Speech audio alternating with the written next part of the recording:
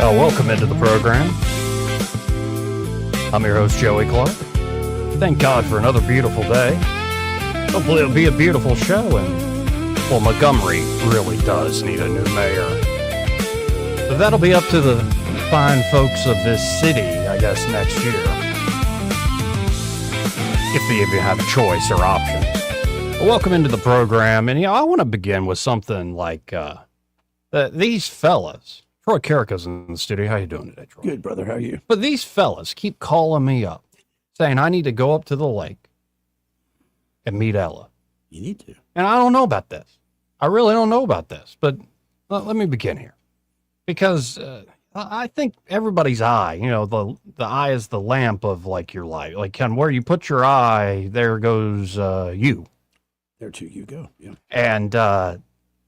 And so if all these folks are looking out for, like, the kingdom that's coming, like the full glory of our Lord and Savior Jesus Christ and God the Father, all like we can be one with him. And, just remember what Luke 17:20 says. It says, once Jesus was asked by the Pharisees when the kingdom of God was coming, and he answered, the kingdom of God is not coming with things that can be observed.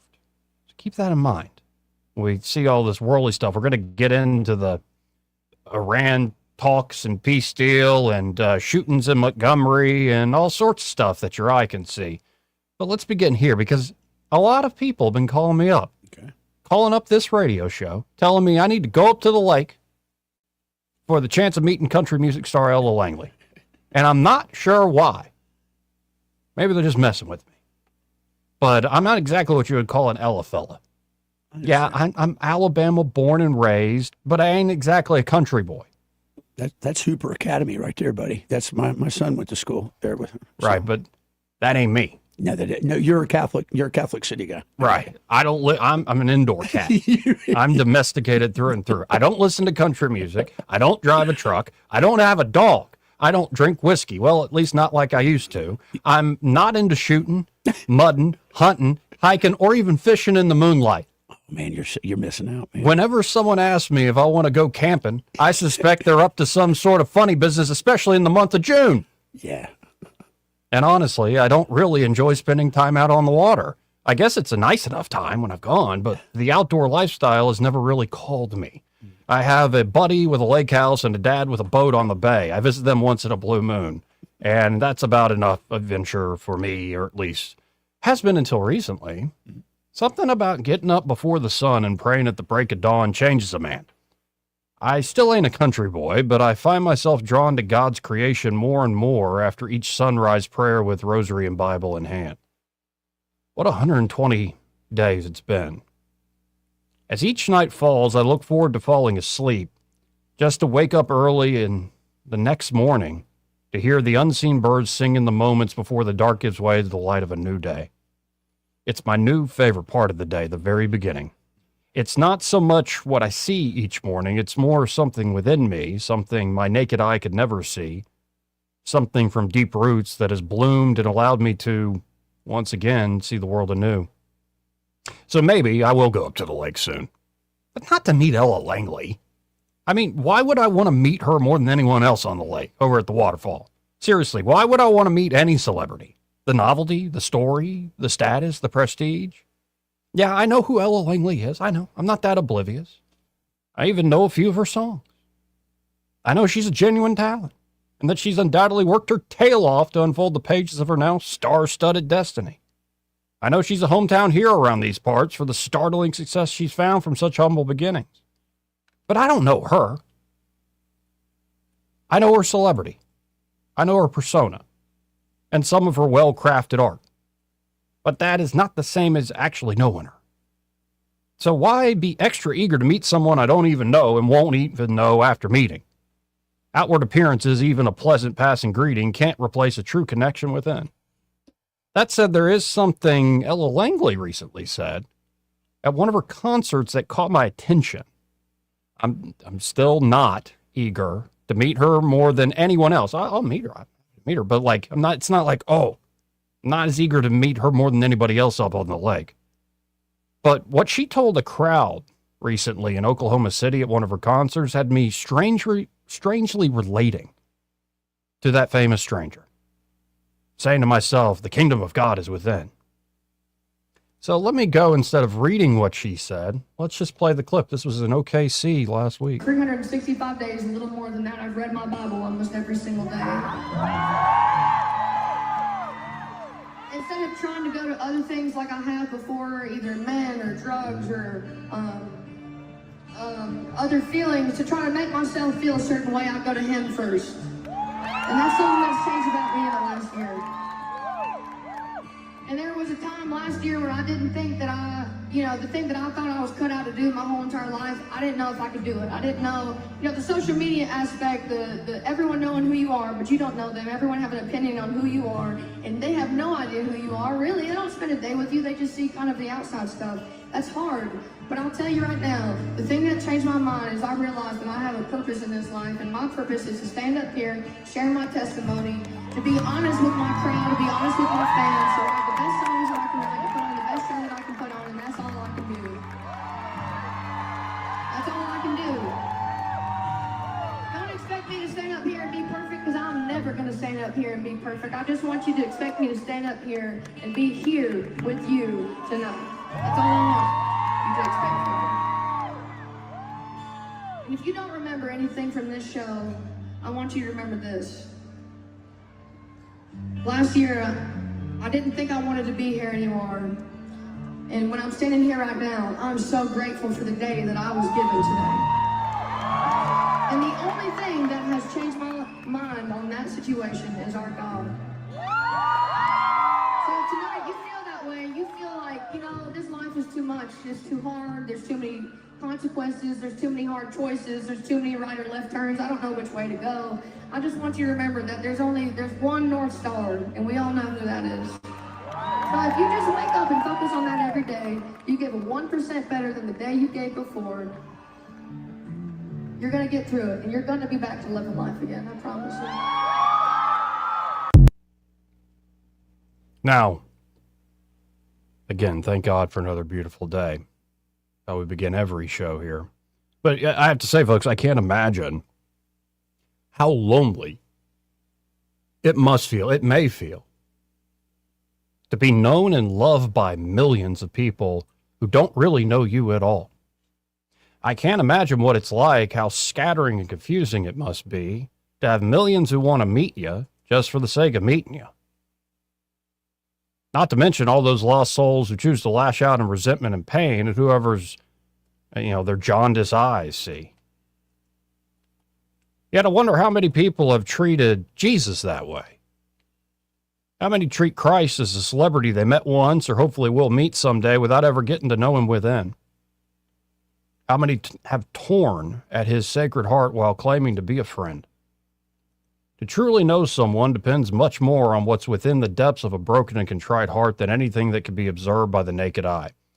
Yet when we offer up our hearts daily to him, he will make our hearts grateful for the gift of yet another sunrise. Though I'm still no country boy, I guess I'm due for another lake trip soon. Due for another lake trip once again. And if I do happen to meet a famous stranger up there, I'll simply say, amen, Ella. Amen. Welcome into the program. We got plenty to cover today. But, yeah, I thought that was an incredibly heartfelt thing to say in public on behalf of Ella Langley. And though I ain't a country boy, that definitely made me go, oh, I know exactly what you're talking about. When you wake up with the sunrise praying to God and you put the good stuff and the bad stuff up to him first, it will change your life. It'll change it in ways profound. You might even get a little anxious about, like, what am I going to do next? And then you got to give up that anxiety, all these things. Anyway, welcome into the program. Now, I don't even know where to go next, other than maybe we should stay local. We can do that. Because did you see that 2 people shot and killed, Yeah. 2 injured, and was apparently a lot of gunfire on Eastern Boulevard, something like that? At that great gas station that Robin warns me about. Yeah. Yeah, so 2 dead, 2 injured on Mays is not more. Yeah. And today, Dr. David Thrasher came out with another, or over the weekend, whatever he sent it out, another email. Mm-hmm. And he's been doing these missives. I'm reading it from the page of Elisa Beck. Hello, Elisa.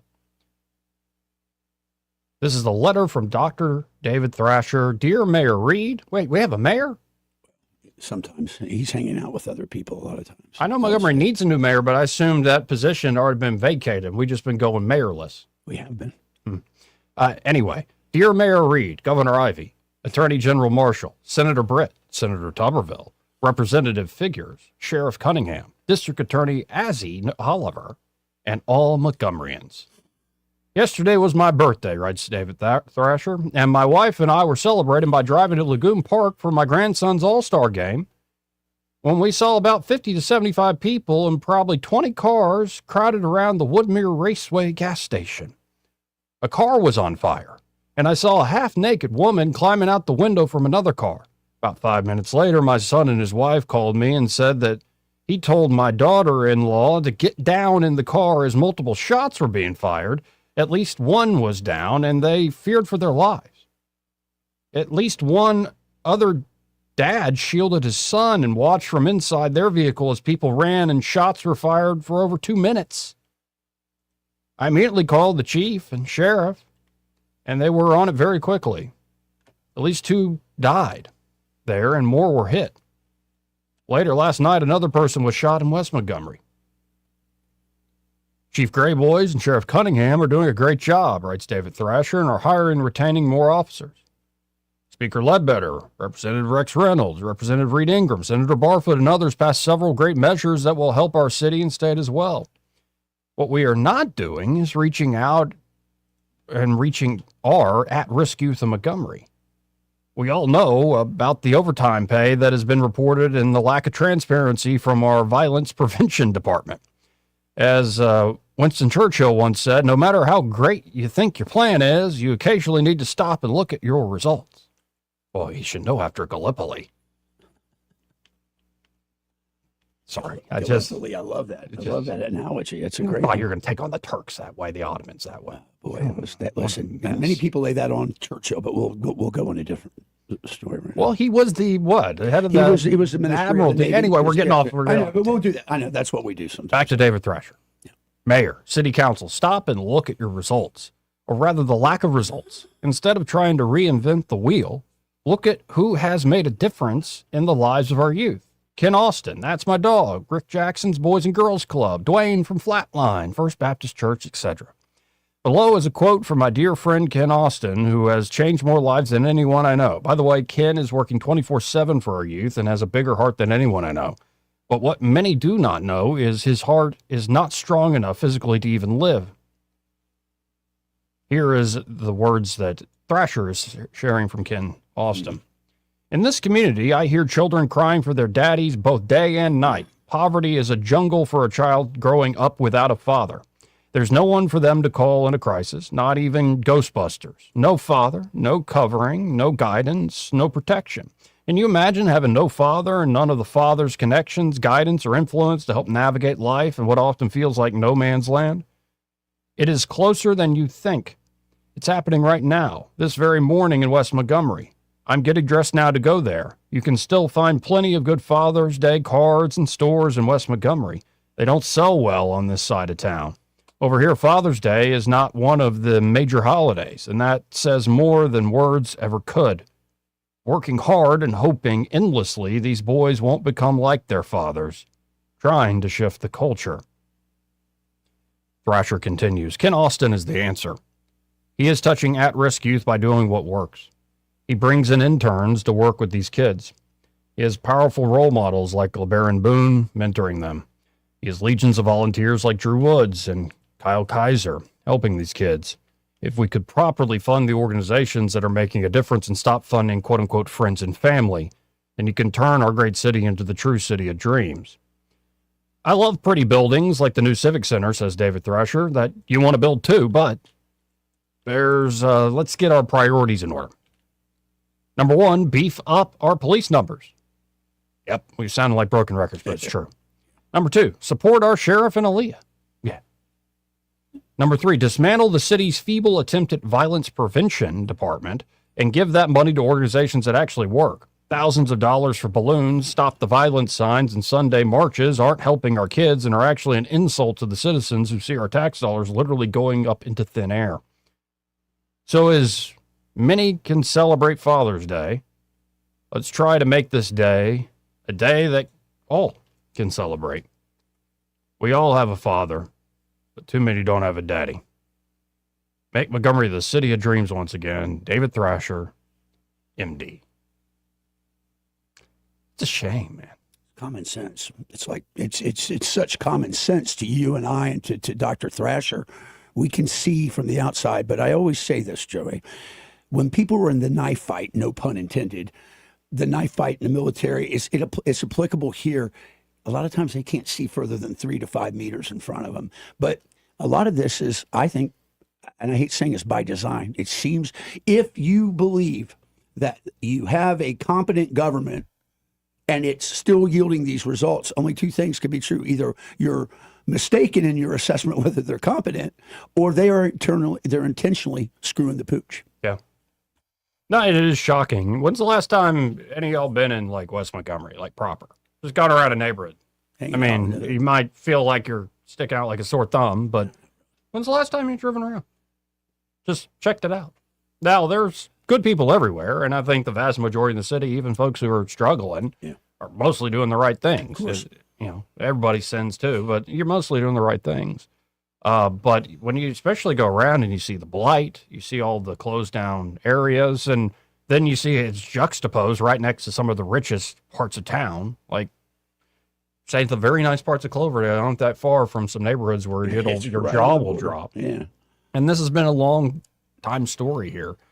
And you got to wonder, I think it's both. I think it is investment in business and all this stuff. But if you don't have the security and the sense of safety, beyond just making sure nobody gets shot. Right.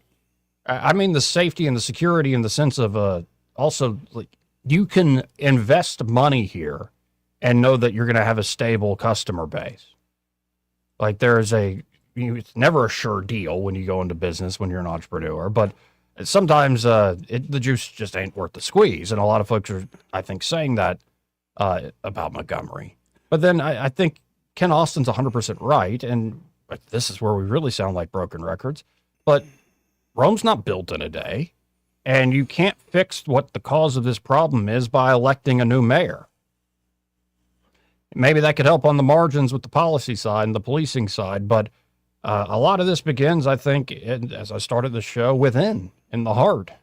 And if more men need to remain fathers, they need to turn back to their heavenly Father and understand that it's the love between him and his son that allows us the grace to maybe get to heaven. So comment on what do you think about business and stimulants. Robin owned several gyms here throughout the last 2 decades. And when I moved here, I asked her, I said, well, why did Carrabba Grill go out of business? It never goes out of business anywhere. Why did this place go out of business? And it's like, I'll be honest with you, Joey, this would be the last choice I would make in this probably state to invest a business inside the city limits. At least something like a small thing like that. Yeah, and it's just, you look at it from that. But I want to back up for a minute and say this. The solution is simple. And if one Tuberville takes office, if he does enact a National Guard strategy of security, which I'm all for, there's an old saying. When I was downrange and we were fighting insurgents, if I could take out about 12 to 15 people in an area, I could alleviate 90% of the problems. And that's really where it's at right here. Well, and it's not a literal war zone, but to your point, after the mass shooting downtown, why weren't people like kicking down doors? Like we're acting like we don't know who's causing these issues? They know. They know. Like, come on, man. They know. They're not stupid. Yeah, I don't know. It's just, it is what it is. And it's not going in the right direction despite all the cheerleading that is done by current leadership. You know what's funny? As I'm thinking this through, I was talking with some people about it, and I thought, a neighborhood watch group, yeah, you need a neighborhood militia. You need a militia that will posse comitatus their butts right out of here. Now, let me see if I can find another thing real quick. Another councilman You know Aronde Mitchell? Yes, I know who he is. You know of him? I think I've interviewed him once. Seems like a Yeah, I nice. know I've who met he- him a few times. Yeah. Seems like nice enough I to. got nothing to really say against him.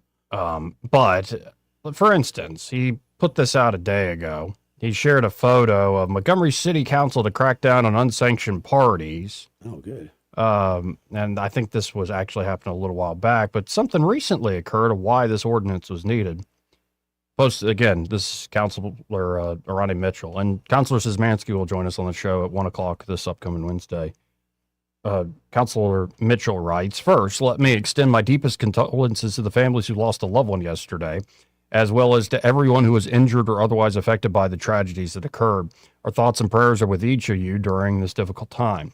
For months, I have worked diligently on an ordinance designed to address unsanctioned parties and large gatherings of more than 50 people. This ordinance is not directed solely at Airbnb properties or rental homes. It applies to both private and public property throughout our city. Yesterday, I received a frantic phone call from one of my constituents. She was frightened and unable to get to her home because of an unsanctioned pool party taking place on Halifax Drive. Before long, I received 3 additional phone calls and 2 messages expressing concerns about the large crowd gathering at that location. I immediately stopped what I was doing and went to the scene to assess the situation for myself. What I witnessed was troubling. The street was effectively blocked by a private security company. Vehicles were parked on both sides of the roadway, people were walking in the middle of the street, and excessive noise disrupted the neighborhood. This is not conducive to the safety, peace, and quality of life that residents deserve. The purpose of this ordinance is simple: to require permits for large gatherings. The permit process would allow the city to be informed of these events in advance, evaluate necessary safety measures, determine traffic and parking plans, and decide whether the event should be approved. The same concerns apply to the unauthorized takeover of private parking lots and other properties. Yeah. Under this ordinance, says Aronde Mitchell, law enforcement would have the authority to disperse large gatherings that fail to obtain the required permit, even if the property owner is given permission for the event. Public safety must remain the priority. I spent 3 months working on this ordinance because I anticipated the challenges that summer would bring. Yesterday's events demonstrated exactly why these safeguards are needed. Our residents deserve safe neighborhoods, clear access to their homes, the assurance that emergency vehicles can reach them when needed. My commitment remains the same: protecting our neighborhoods, preserving public safety, and ensuring that the rights of residents are not overshadowed by uncontrolled and unsanctioned gatherings. All that makes a lot of good common sense. Sounds. But if you don't have the police force to enforce it, Yeah. especially a big crowd, good luck, man. National Guard. Oh, what a mess. What a mess. And it's heartbreaking because, like I said, a lot of folks are doing right. But there's a tiny minority in this city that causes a heck of a lot of problems. They actually feed off of the chaos and entropy, sort of like demons. Let's go to line 1. You're on there. Who's this? It's Subword A. Hey, how you doing? Amen. Well, it is sad. And if, when we're all gone, people my age, Joey, there won't be any storytellers of how Montgomery used to be. Mm-hmm. What a great city it was. What a great school system we had. What great shopping we had. Quality of life. I asked a guy in the service, I was writing a report one time, and I said, you've been all over the world. I said, why did you pick Montgomery to retire? And he named off 4 or 5 things. Well, so many of those are gone now. And the same businesses, gentlemen, that used to be in Montgomery, you see them thriving somewhere else. Mm-hmm. Now, why is that? There's no easy solution, and I think the phrase "capital of dreams," I think that has sailed, and it's been replaced by capital of screams. And somebody, it's just like from the Soprano show, the song. Somebody woke up this morning in Montgomery looking for a gun, and we got too many people that need to be in jail. They don't need to be out creating problems for the good folks that just want to, and that's the majority of of everybody. Yeah. They just want to live their lives in peace. But you're going to let a small majority, and that's what I don't understand. Why would a mayor let us, not his major constituents, not not the taxpayers, but a small group of people run your city? And see, he when he got elected, he had a plan to dismantle the Montgomery Police Department, break it down, strip it down, take it to the decking, and rebirth it as a socialist outfit. With all these feel-good programs and the nuts and bolts of what he needs a police chief to do, they can only do this, they can only do that, but they can't do this. Mm-hmm. And you saw this happening, Joey. It wasn't. Yes. It wasn't a short-term thing. And when the Strange mayor was in there, just like he told us, don't talk about the school system. Don't talk about the school system. You're only making it worse. Don't talk about crime. You're only going to make it worse. Well, we were averaging anywhere from 30 to 50 homicides. Well, now they're up in the 60 and 70 range. Yep. And you can't stick your head in the sand and say it doesn't exist until it hits you. And when it happens, and it's going to happen, there's going to be a critical event. Somebody of upward mobility, of nobility, is going to get. They're going to be a target, and then you're going to see change.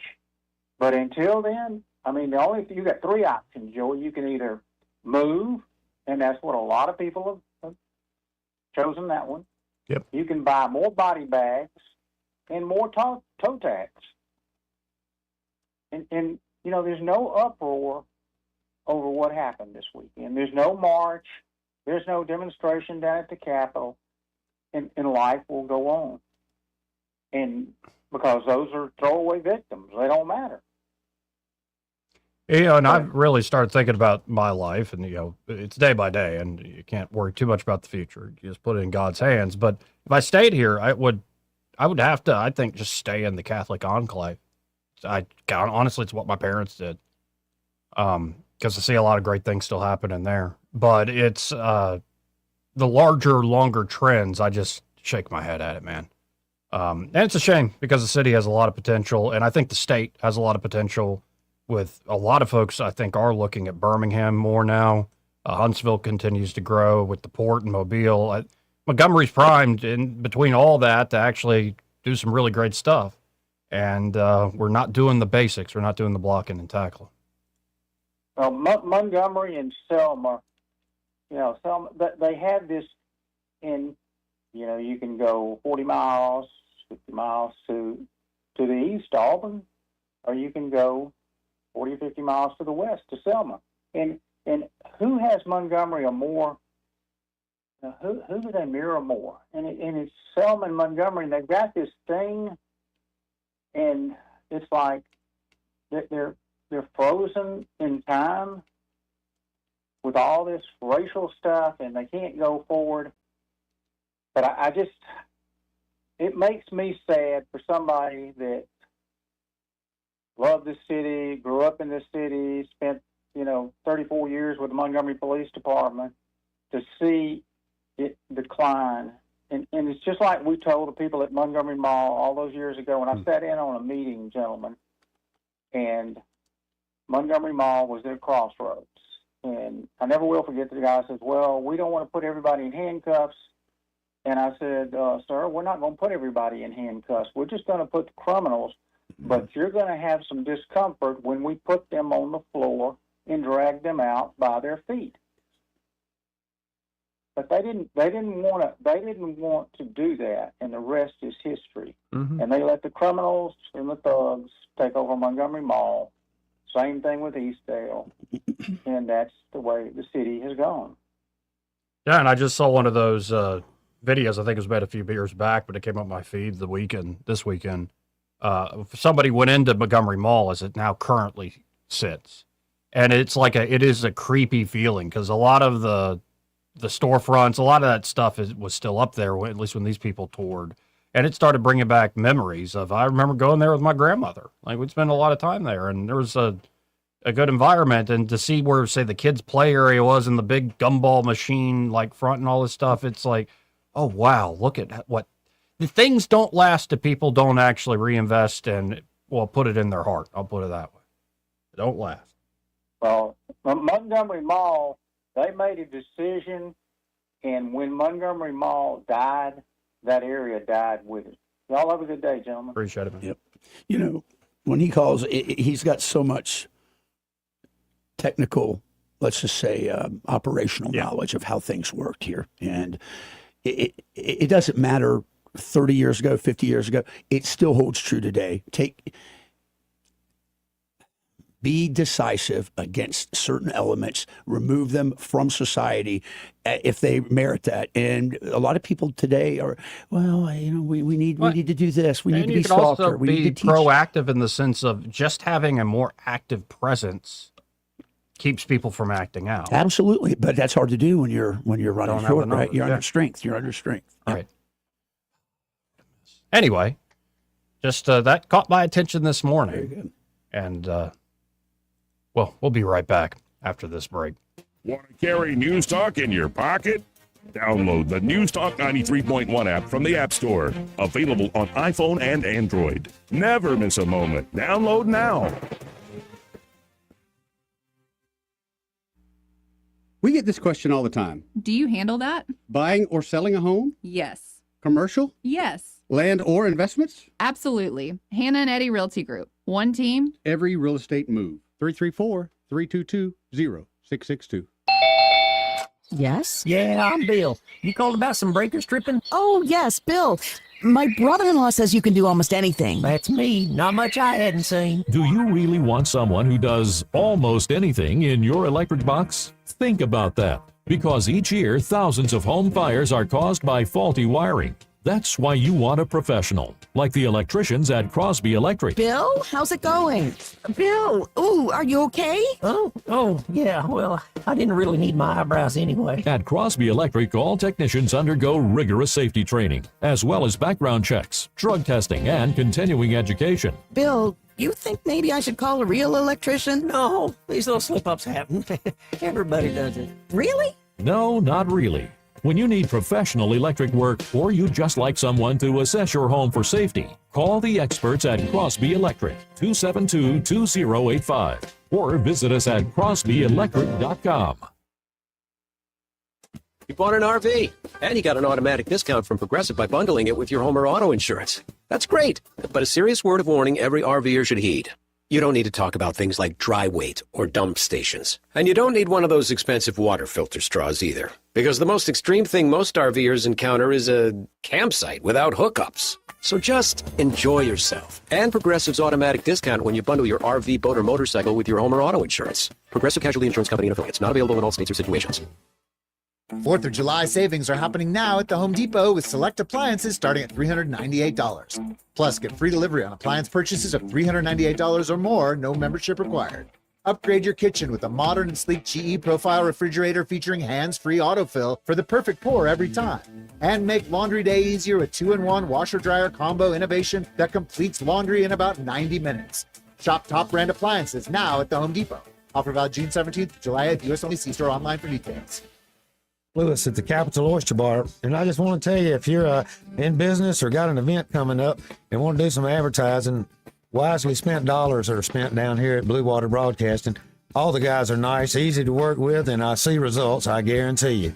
Did you know that radio is the #1 reach platform in all of media? It's true. Call us to find out how to put radio's #1 reach to work for your business. Blue Water Broadcasting, local folks helping local business.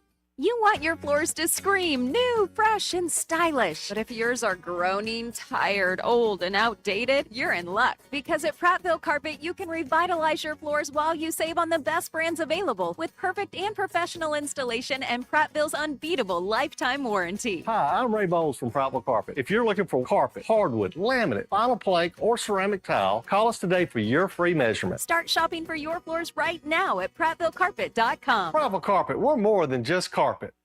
Get ready, Central Alabama. The biggest watermelon festival yet is happening Saturday, June 27th at Sweet Creek Farm Market. They're celebrating America's 250th birthday and all things watermelon with free admission, over 100 arts and crafts vendors, a watermelon eating contest, entertainment for the kids, food trucks, and family fun around every corner. It's Sweet Creek Farm Market's biggest arts and crafts festival ever, and admission is free. Saturday, June 27th, 10 to 4 on Highway 231 and Pike Road. Come hungry, bring the family, and celebrate summer at Sweet Creek Farm Market's Watermelon Festival. With the Wall Street Business Report, I'm Rich Thomason. He chaired the Federal Reserve, setting monetary policy under 4 presidents. Former Fed Chairman Alan Greenspan has died at the age of 100. Quiet start to the day for Wall Street while oil prices are edging lower on fresh optimism over progress in U.S.-Iran talks. Gas prices are falling as the summer driving season heats up. This morning's AAA national average for regular, $3.92 a gallon. That's down a penny from yesterday and more than 60 cents lower than a month ago. Brent crude was trading down $1.55 or 2% to $79.02 per barrel. U.S. crude fell 74 cents to $75.11 a barrel. With earnings season pretty much over now, investors will be focusing on the government's latest inflation data. That data is due out on Thursday. For the Wall Street Business Report, I'm Rich Thomason.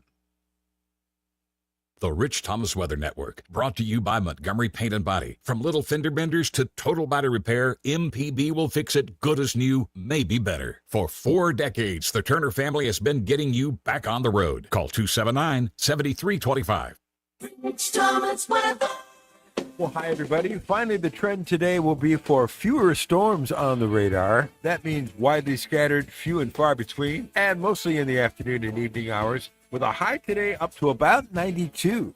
Very humid, and tonight slow down to about 73. Tomorrow, another spike in the number of storms with showers and thunderstorms in generous supply, mostly afternoon and evening hours. High temperature near 90 tomorrow. I think we'll be in the upper 80s on Wednesday and Thursday with another generous supply of afternoon and evening storms. Then the storms thin out again on Friday. From the Blue Water Weather Center, this is Rich Thomas. Big dreams for your home on a tight budget? AFE's $26.26 as you covered. Unlock your home's equity with just $26 in closing costs. No fees, no headaches. Visit your local ASE branch today. Federally insured by NCUA, Equal Housing Lender. NMLS number 420259. We get Montgomery talking 24 hours a day. The River Region's most trusted voice. News Talk 93.1 FM, WACV.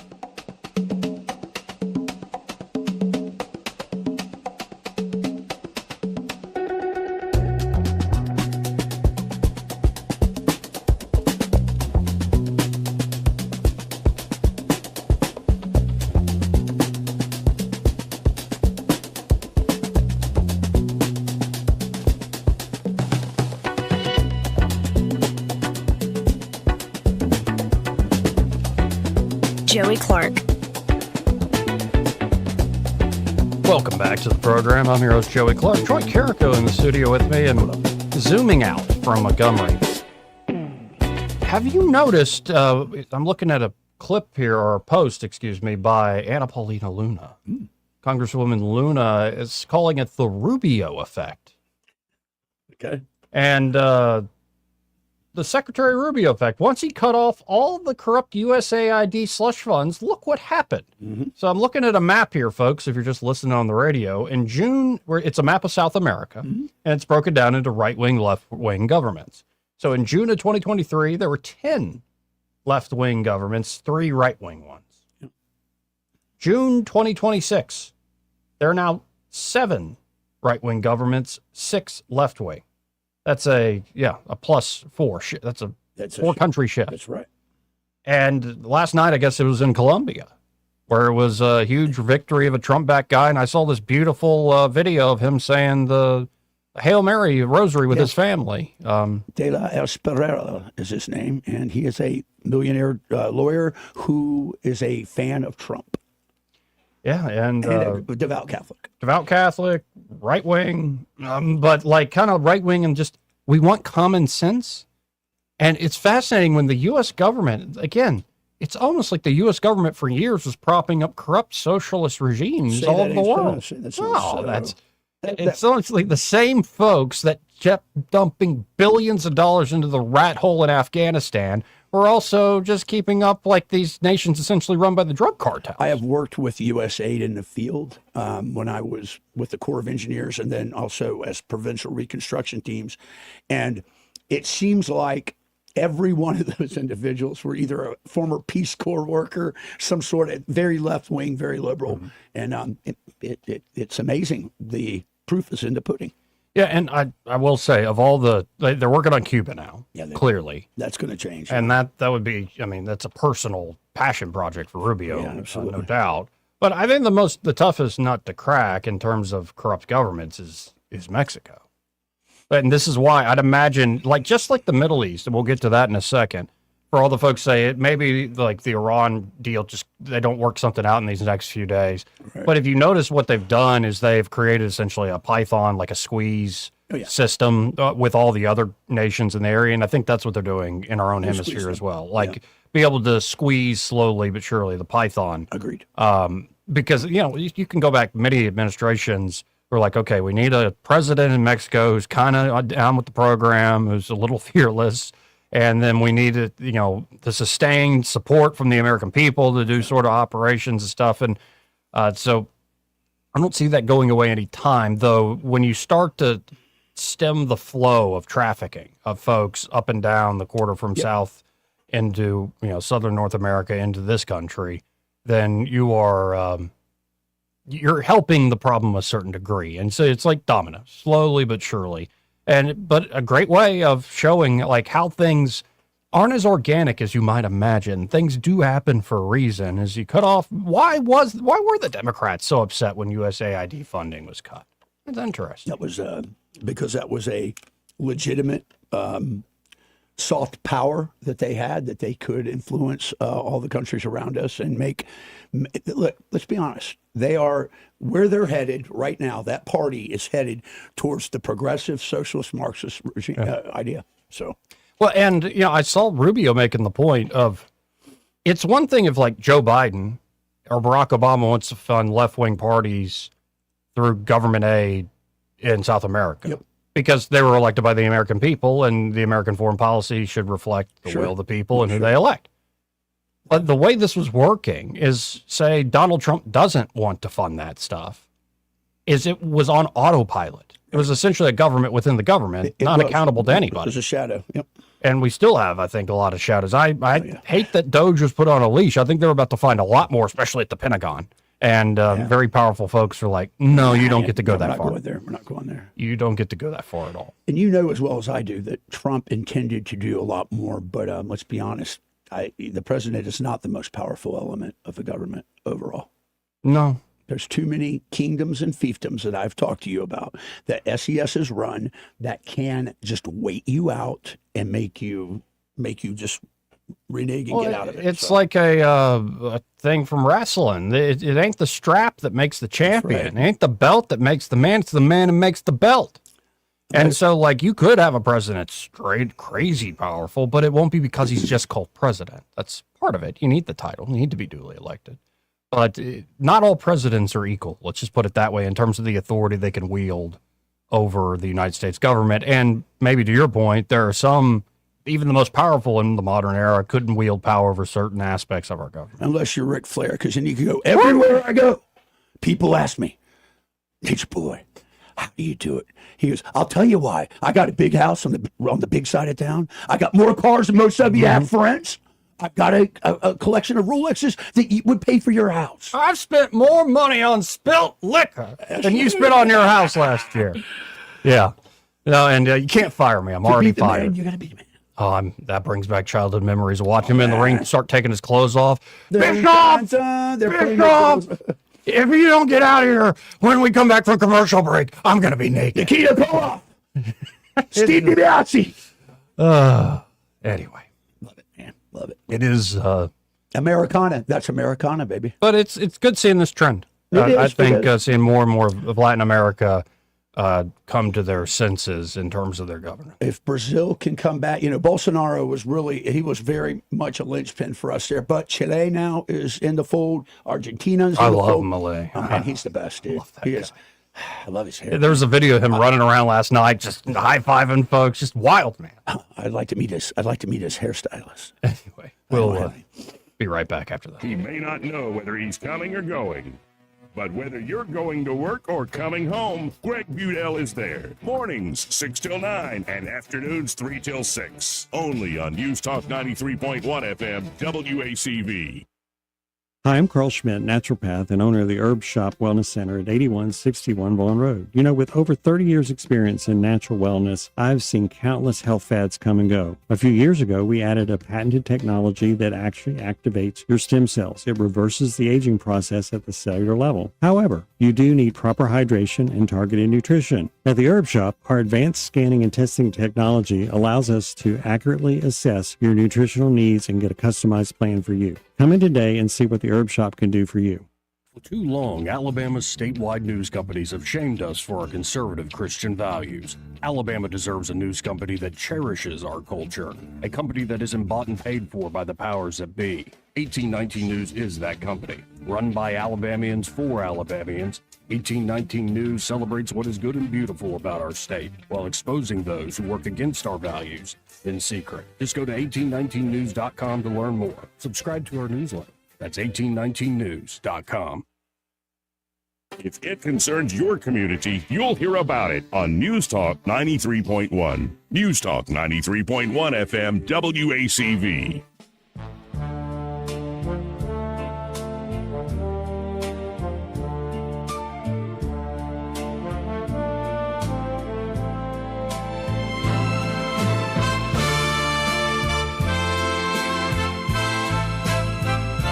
Joey Clark. Welcome back.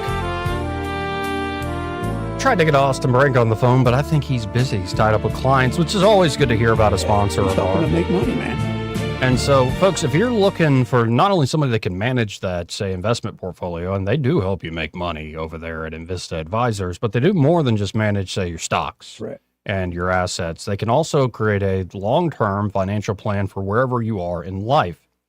Just starting a family, maybe a more end-of-life concerns. You don't want to leave somebody, let's say, widowed, and they never ran the finances, and you're kind of leaving them in the lurch. That's not great. Not a good situation. You don't want to create a potential fight. If you have a big family and a lot to inherit, you don't want to create a big fight there. It should be wise to get your affairs in order, so to speak. Even when you got, you're expecting years and years to come, still get your affairs in order. Or it could be, say, you're middle-aged and most of your money's tied up in a business that you've been operating. Or it could be you started a charity or nonprofit. You ain't kidding. And it used to be you could run it in your free time with the wife or a buddy, and now it's like, it's too big. Yeah, they have consultants and folks that can help you with that. So any financial question, really, whether, again, on an investment side of the house or you're looking for just financial planning in general, they can help you there at Invista Advisors. Just call them up today to start the conversation at 387-0094. That's 387-0094. And be sure to tell them that Joey, that fella on the radio, sent you. And Troy Carrico here in the studio with me. After the top of the hour break, we will go to, we'll watch it in full. I don't know if you saw the J.D. Vance comments from this morning. I did. And, social media was getting really depressing, but I think Don Jr. was right. There was a bit of an operation going on here. I agree. And a lot of bluster, but it seems like the ball is actually moving forward. Thank God. It is. And but before we get to that, because it's about 11 minutes, we can start and stop it and see what the vice president had to say. They're in Switzerland. Yes. Working overnight with Jared Kushner and the Qatari prime minister. Pakistani. That one moment, the Pakistani guy looks, when the Iranians said they're going to walk out, they didn't actually walk out, but they walked out from the official ceremony. They still stay for negotiations. But when they did walk out, we're not speaking because Trump threatened us or something, you could see on that man's face, the Pakistani prime minister, I effed up. Well, the guy that had handled the negotiations was his field marshal, so the chief general of the Pakistani army. And it's funny because the Shia, which are in Iran, are closely related more to the Pakis than to the Saudis, which are Sunni. So they have a lot of influence. And before the ceremony, J.D. Vance said to the cameras, I tell folks I have very important Indian and Pakistani in my life. My wife, Usha, and Field Marshal so-and-so. Like I have two bosses. But yeah, everything you said, a lot of people have said about Iran, in that little moment right there, you just saw it plain as day. That's what they do. It's just like, what is wrong? What is this? Listen, it's sad because 10% of that country runs the rest of the 90%, which I think Persia could be an incredibly powerful actor there, but not under the duress of that theocracy. But over 78% of Americans, according to a CBS News YouGov poll, 78% of Americans support Trump and Vance's efforts to resolve the war they're on. Good. Yeah, because especially as you start seeing gas prices come down, you're like, the average person's like, great, we need the help. Especially as it's getting hotter and hotter out there. And by the way, we have New York City. I normally don't pay attention to them, but they did a whole press conference on how the heat is on this summer, which I'm like, really? It's getting hot in the summer?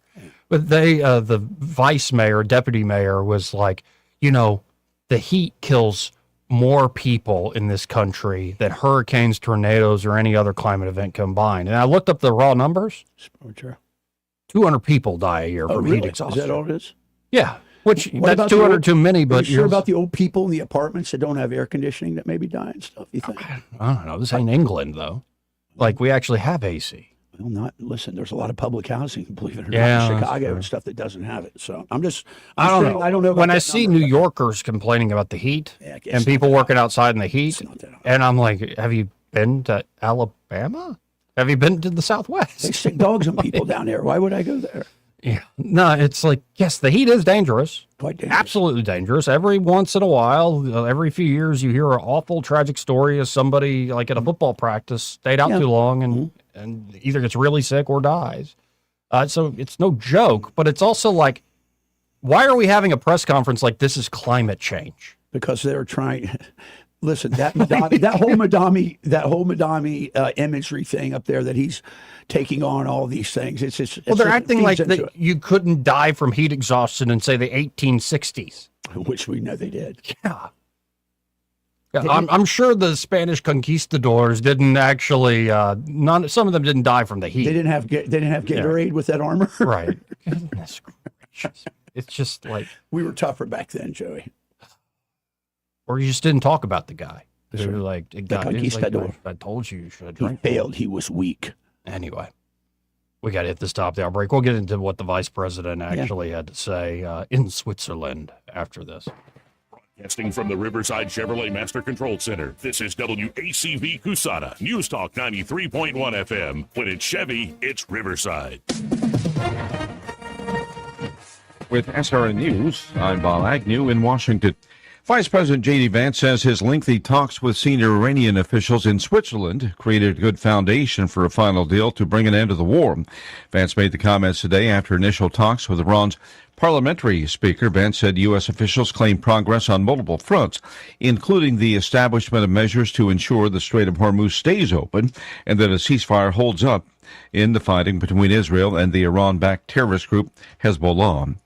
Federal Reserve, former Fed chairman, Alan Greenspan, has passed away from complications of Parkinson's disease.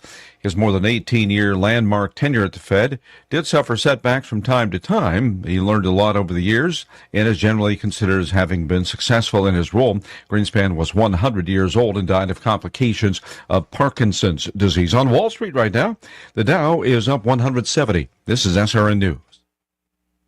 There's a moment nobody talks about with weight loss. It's the moment it stops working. The diet that worked before doesn't. Eating less stops moving the scale. That's not random. When your body's under stress, it slows your metabolism. That's why quick fixes eventually fail. At PhD Weight Loss, they focus on restoring your metabolism. And right now, when you call and mention Mike G, you'll get 2 free weeks and they'll pay for the cost of your food. Call 864-644-1900. That's 864-644-1900 or visit myphdweightloss.com. If you want unlimited talk, text, and data on a crazy fast network, Big Wireless will sell it to you right now for as little as $70 a month. Or you can buy it from Pure Talk for half of that. I'm talking about unlimited talk, text, and unlimited data for just $34.99 a month. Stop paying the big guys twice what you need to. Dial pound 250, say my name. That's pound 250 micro to switch to Pure Talk, where the savings are truly Weather service of H&H Carpets, where right now, get a load of this, listen close, you get a house full of carpet for $19.95 installed. Unbelievable. They're located at 6450 Atlanta Highway, just across from Walmart. Well, hi, everybody. Finally, the trend today will be for fewer storms on the radar. That means widely scattered, few and far between, and mostly in the afternoon and evening hours, with a high today up to about 92. Very humid, and tonight slow down to about 73. Tomorrow, another spike in the number of storms with showers and thunderstorms in generous supply, mostly afternoon and evening hours. High temperature near 90 tomorrow. I think we'll be in the upper 80s on Wednesday and Thursday with another generous supply of afternoon and evening storms. Then the storms thin out again on Friday. From the Blue Water Weather Center, this is Rich Thomas. When the heat hits to the river region, don't wait. If your AC quits, Hands Heating and Air offers same-day service, or your diagnostic charge is free with their Comfort a Day or You Don't Pay guarantee, plus 24/7 service with no overtime charges. From the Blue Water Broadcasting News Center, here's today's top stories. Montgomery police are investigating a weekend shooting in a West Montgomery neighborhood. The shooting happened just before 11 p.m. Saturday night in the area of Taft and Erskine Streets. More than a dozen law enforcement officers blocked off the area near West Fairview and I-65. No arrests were made. An adult male shooting victim was transported to a local hospital in serious condition. Hope Hull residents will vote on whether to incorporate in a special election July 14th. Eligible voters who live in the proposed area will decide whether Hope Hull should become an incorporated municipality. Incorporation would make Hope Hull a legally recognized town, allowing residents to form a local government. A death investigation is underway after a man's body was found floating in a small Millbrook lake. The body was found in the area of Lakeview Drive, which borders the Lakeshore community and Sandtown Road. The remains appear to be that of a black man, approximately 30 to 50 years of age, weighing about 200 pounds. Currently, there are no reports of any missing person from the area that match the man's description. From the Blue Water Broadcasting News Center, I'm Sky Mosley. This hour of news and views is brought to you by our good friends at Alabama Home Mortgage. Alabama Home Mortgage, 567-4223. Visit them on the web at myalabamahomemortgage.com. NMLS number 1586368, an equal housing lender. 2026 marks 60 years that hope has had a home in Alabama. At the Alabama Sheriff's Youth Ranches, children who've lost everything through no fault of their own have found something priceless. A safe place to live, a loving Christian family, and the chance to simply be kids again. Here, boys and girls grow up surrounded by care, guidance, and faith, learning right from wrong, learning responsibility, learning they are valued and that their lives have purpose.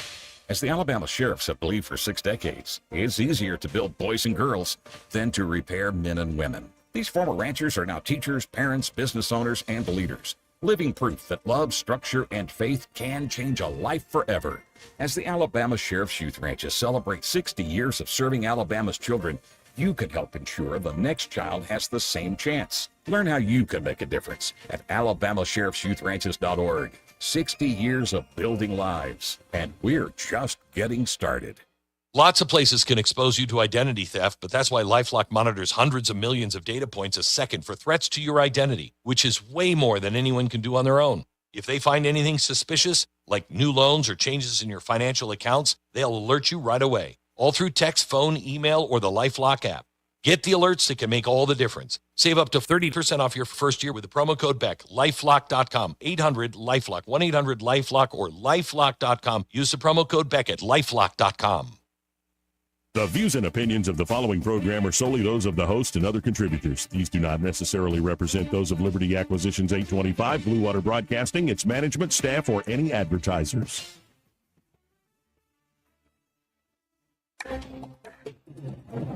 It's time for Montgomery's conversational radio show. It's News and Views on News Talk 93.1 FM. To join the conversation, call 272-9228.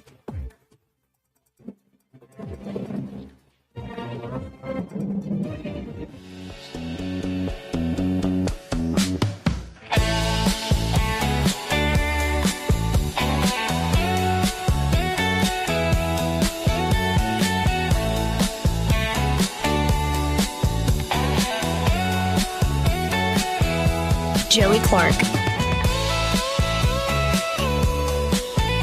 Welcome back. I'm your host, Joey Clark. Troy Carrico here in the studio with me on this fine Monday. And, well, over the weekend was this big meeting between the Americans and the Iranians. J.D. Vance leading the American delegation. I guess the Speaker of the House for Iran leading their delegation. And this was coordinated by the Qataris, by the Pakistanis, like we were talking about before the top of the hour break. Social media went ablaze saying, oh, look, see how the Qatari prime minister just completely snubbed J.D. Vance, didn't shake his hand, and the White House came back and go, y'all are so full. They literally had been up all night talking. You don't go shake a guy's hand who you're just spent hours with. Yeah, that happened earlier. Okay. Right. It's just like, so there was a lot. It was clearly an operation online to just like pile on, especially on Vance. Oh, come on. I think there was a lot of folks who were already looking ahead to 2028, and they're like, well, we're going to make JD own this because he's not one of our boys. But things pressed on because Trump put out a very direct warning to Iranian officials, right? Like to Iran, saying that if you don't actually comply, I will destroy your effing country. He's threatened to seize the Strait of Hormuz and blow the S out of them, the shaving cream out of them. Yeah, like he's like, yeah, it's essentially, and Fox News was loving it. Yeah, we would take over and take 20% of the oil and blah blah blah. I'm kind of tired of Fox, man. It's become it's run its course a little bit. Yeah, Trump said, you won't even make it back to your effing country. Trump told Iran's leaders, you close it, the Strait of Hormuz, and you won't have a country. We may take over the strait if we have to. I'll blow the shaving cream out of them. And so when Iran showed up at this formal, like first opening speeches stuff for the cameras, you can see the head of the Iranian delegation go up to the Pakistani prime minister and say something. You can see it in the man's face, like the Pakistani prime minister's face, of like, oh no, you don't do this to me. Like, really? Like this high stakes tightrope, and you're going to push me off? That's how they do it, though. And so a lot of folks jumped on that and said, well, look, it's already falling apart and blah, blah, blah, blah, blah, blah. Anyway, apparently negotiations continued through the day and the night. And here's the vice president. This was this morning. He gives an opening statement, starts taking a few questions. Let's listen in. Hello, everybody, and good morning to everybody back in the United States. I guess good afternoon to the folks assembled. So look, yesterday was a very, very good day. We made a lot of good progress. We did exactly what we wanted to do, which is accomplish 4 things for the American people. First, we wanted to build a mechanism for keeping the Strait of Hormuz open. It is open. We've seen, of course, gas prices and oil prices come down, millions and millions of barrels of crude and natural gas flowing through the Strait of Hormuz that weren't flowing before. But we also wanted to make sure that we actually set up the coordination mechanism so that we could demine the Straits of Hormuz, so that when there are the conflicts that inevitably come up, we can make sure we work through them rather than that leading to escalation, and that is exactly what we did yesterday. Number 2, we also wanted to build a mechanism, a similar mechanism, for deconfliction for the regional ceasefire.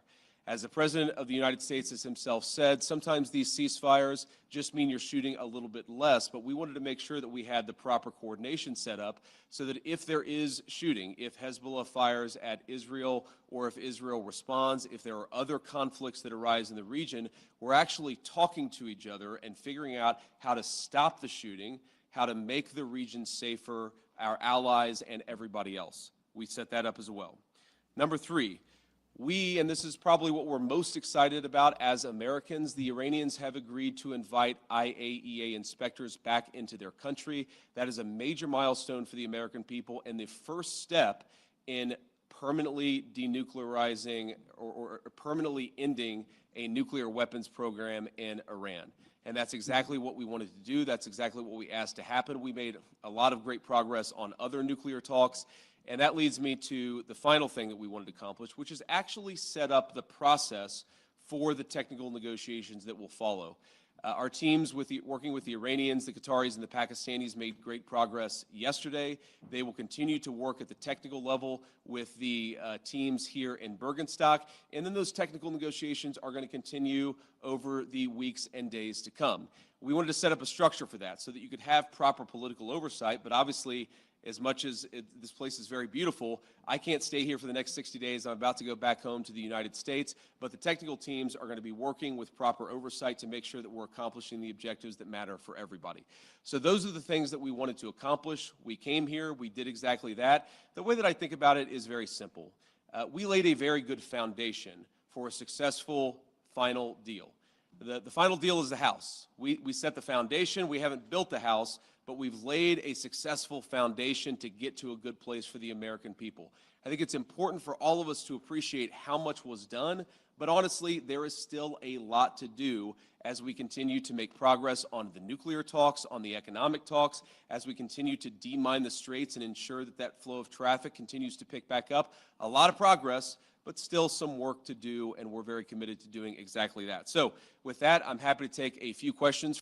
Now, before we go to the question part of this, from the New York Times, this was about 11 or 10 o'clock our time when this came out. Oil prices retreated today, Monday, reversing earlier gains after Iran's foreign minister said there had been, quote unquote, major progress towards ending the fighting in Lebanon. During the first session of high-level talks with the U.S., Pakistan and Qatar, which are mediating the negotiations in Switzerland aimed at securing a lasting peace agreement, said in a joint statement that encouraging progress has been made after the session concluded. Oil prices had edged higher earlier in the day amid uncertainty over the status of the Strait of Hormuz. Carries, again, about 1/5 of the world's oil supply, but optimism from the opening round of talks helped send oil prices lower. As of this writing, Brent crude was at about $78 a barrel. I was just looking on Fox Business. It's now under 75, which is great. That's where it needs to be. Like, keep it going. Around January, it was about $60-something a barrel. Yeah, that's about right. Yeah. So it needs to get back down to that level at least, start to stabilize, and we're almost there. I mean, when you see the highs were much higher just a month ago or so. This is true. This is a very, very good sign. Yep. Stocks are a little mixed. Markets are a little all over the place. But gas prices fell again, like gasoline for your car. Gas prices fell again on Monday to a national average of $3.93 a gallon. Still, the cost for drivers has increased by 32% since the war began. Gas prices don't really move in lockstep with crude, usually trailing increases or drops by a few days. Average price of diesel fell to $5.01. Man, and you see that average, how high that is compared to where we're at. Yeah. There's a breakdown here at the New York Times. Alabama's average right now is $3.54. Still high, but I'd like to see it come down. I'm still, I am judiciously driving my big black truck with the diesel right now because it's expensive. Yeah. No, but like California, $5.58. Yep. But I was just in Florida in the middle of the week or beginning of the week, and it was decidedly 25 cents cheaper. It was like $3.30, $3.28.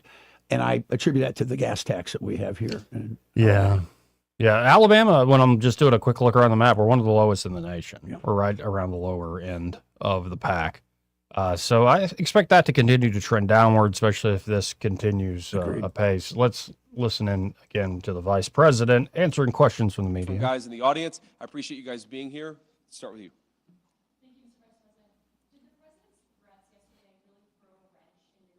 Did the president's threats throw a wrench in the negotiations? Yes. That's the question. No, they didn't throw a wrench in the system. The thing with the Iranians, yes, they did threaten to walk out, or at least there were social media threats that they would walk out.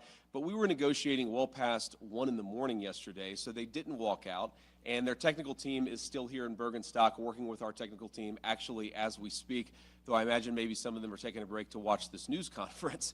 But look, what we told the Iranians yesterday is when you guys engage in what us millennials might call trash talk, you can't expect the President of the United States not to respond and not to correct the record. Right. So when they say things that aren't true, the President is going to respond to it. I'm going to respond to it. Americans are going to respond to it. When they make threats that aren't rooted in reality, they have to accept that the President of the United States is actually going to set the record straight. That's all that happened. So yes, there was a little bit of threatening, there was a little bit of whining, but at the end of the day, the talks continued and we made great progress.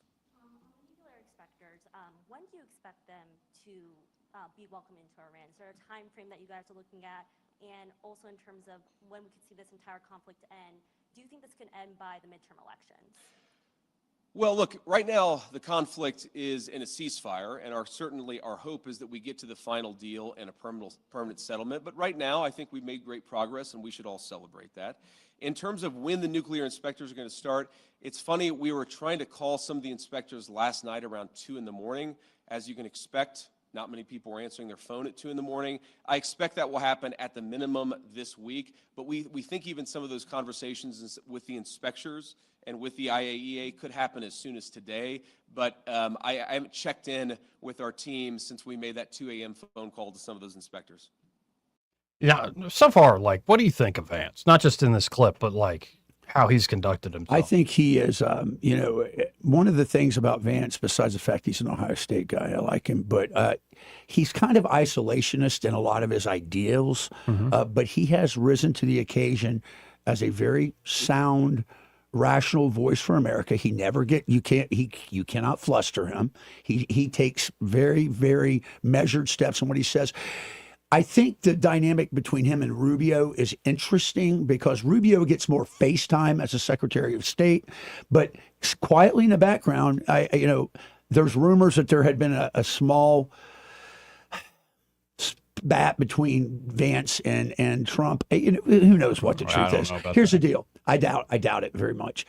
I like him. I think that I don't know if he's going to be the one or if it'll be Rubio, but either one we're in good hands. But I happen to like him. I think he's very, very calm and extremely confident in what he does. So. Yeah, and I think in terms of his communication abilities, he's really good. Like he can do something like this, but then he also can hold his own on The View. Absolutely. Which in a very hostile And environment. when he opened up, he told a joke. Right. And it immediately disarmed him. And I think he's very good with people. Yeah. Let's keep going with this. Sorry. Mr. Vice President. Thank you, Mr. Vice President. Did you, going in, expect the Iranians to make Lebanon as much of a linchpin as they ended up doing? And how would you describe the progress on Lebanon? I know Mr. Araghchi said it was very good progress, but what's your characterization of it? Yeah, I would describe it as very good progress, too. I mean, look, we want a regional ceasefire, right? We want Hezbollah to stop firing at our friends in Israel. We want Israelis to be able to live in peace. We also want to make sure that, when things happen, they don't spiral into a broader escalation.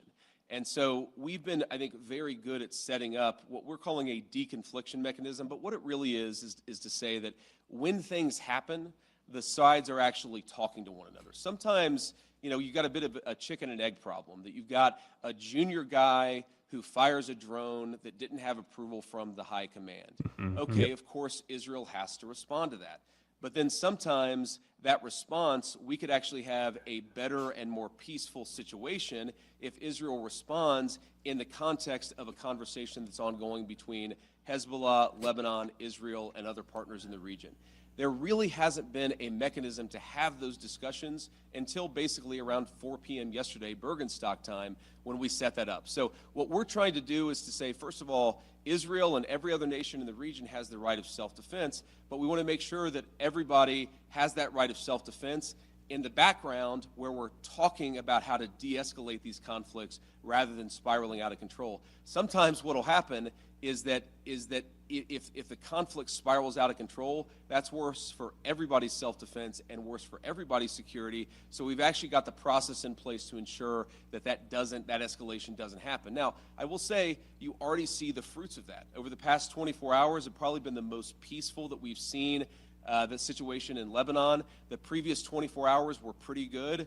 Obviously, there was some shooting about 72 hours ago. So this is a work in progress, but what we've done is actually set up the operation so that we can ensure it doesn't spiral out of control in the future. And by the way, because we've been the United States, I mean, has been doing this, having essentially deconfliction channels with like all the way back to the Soviet Union. Like we've had these sorts of things with major rivals.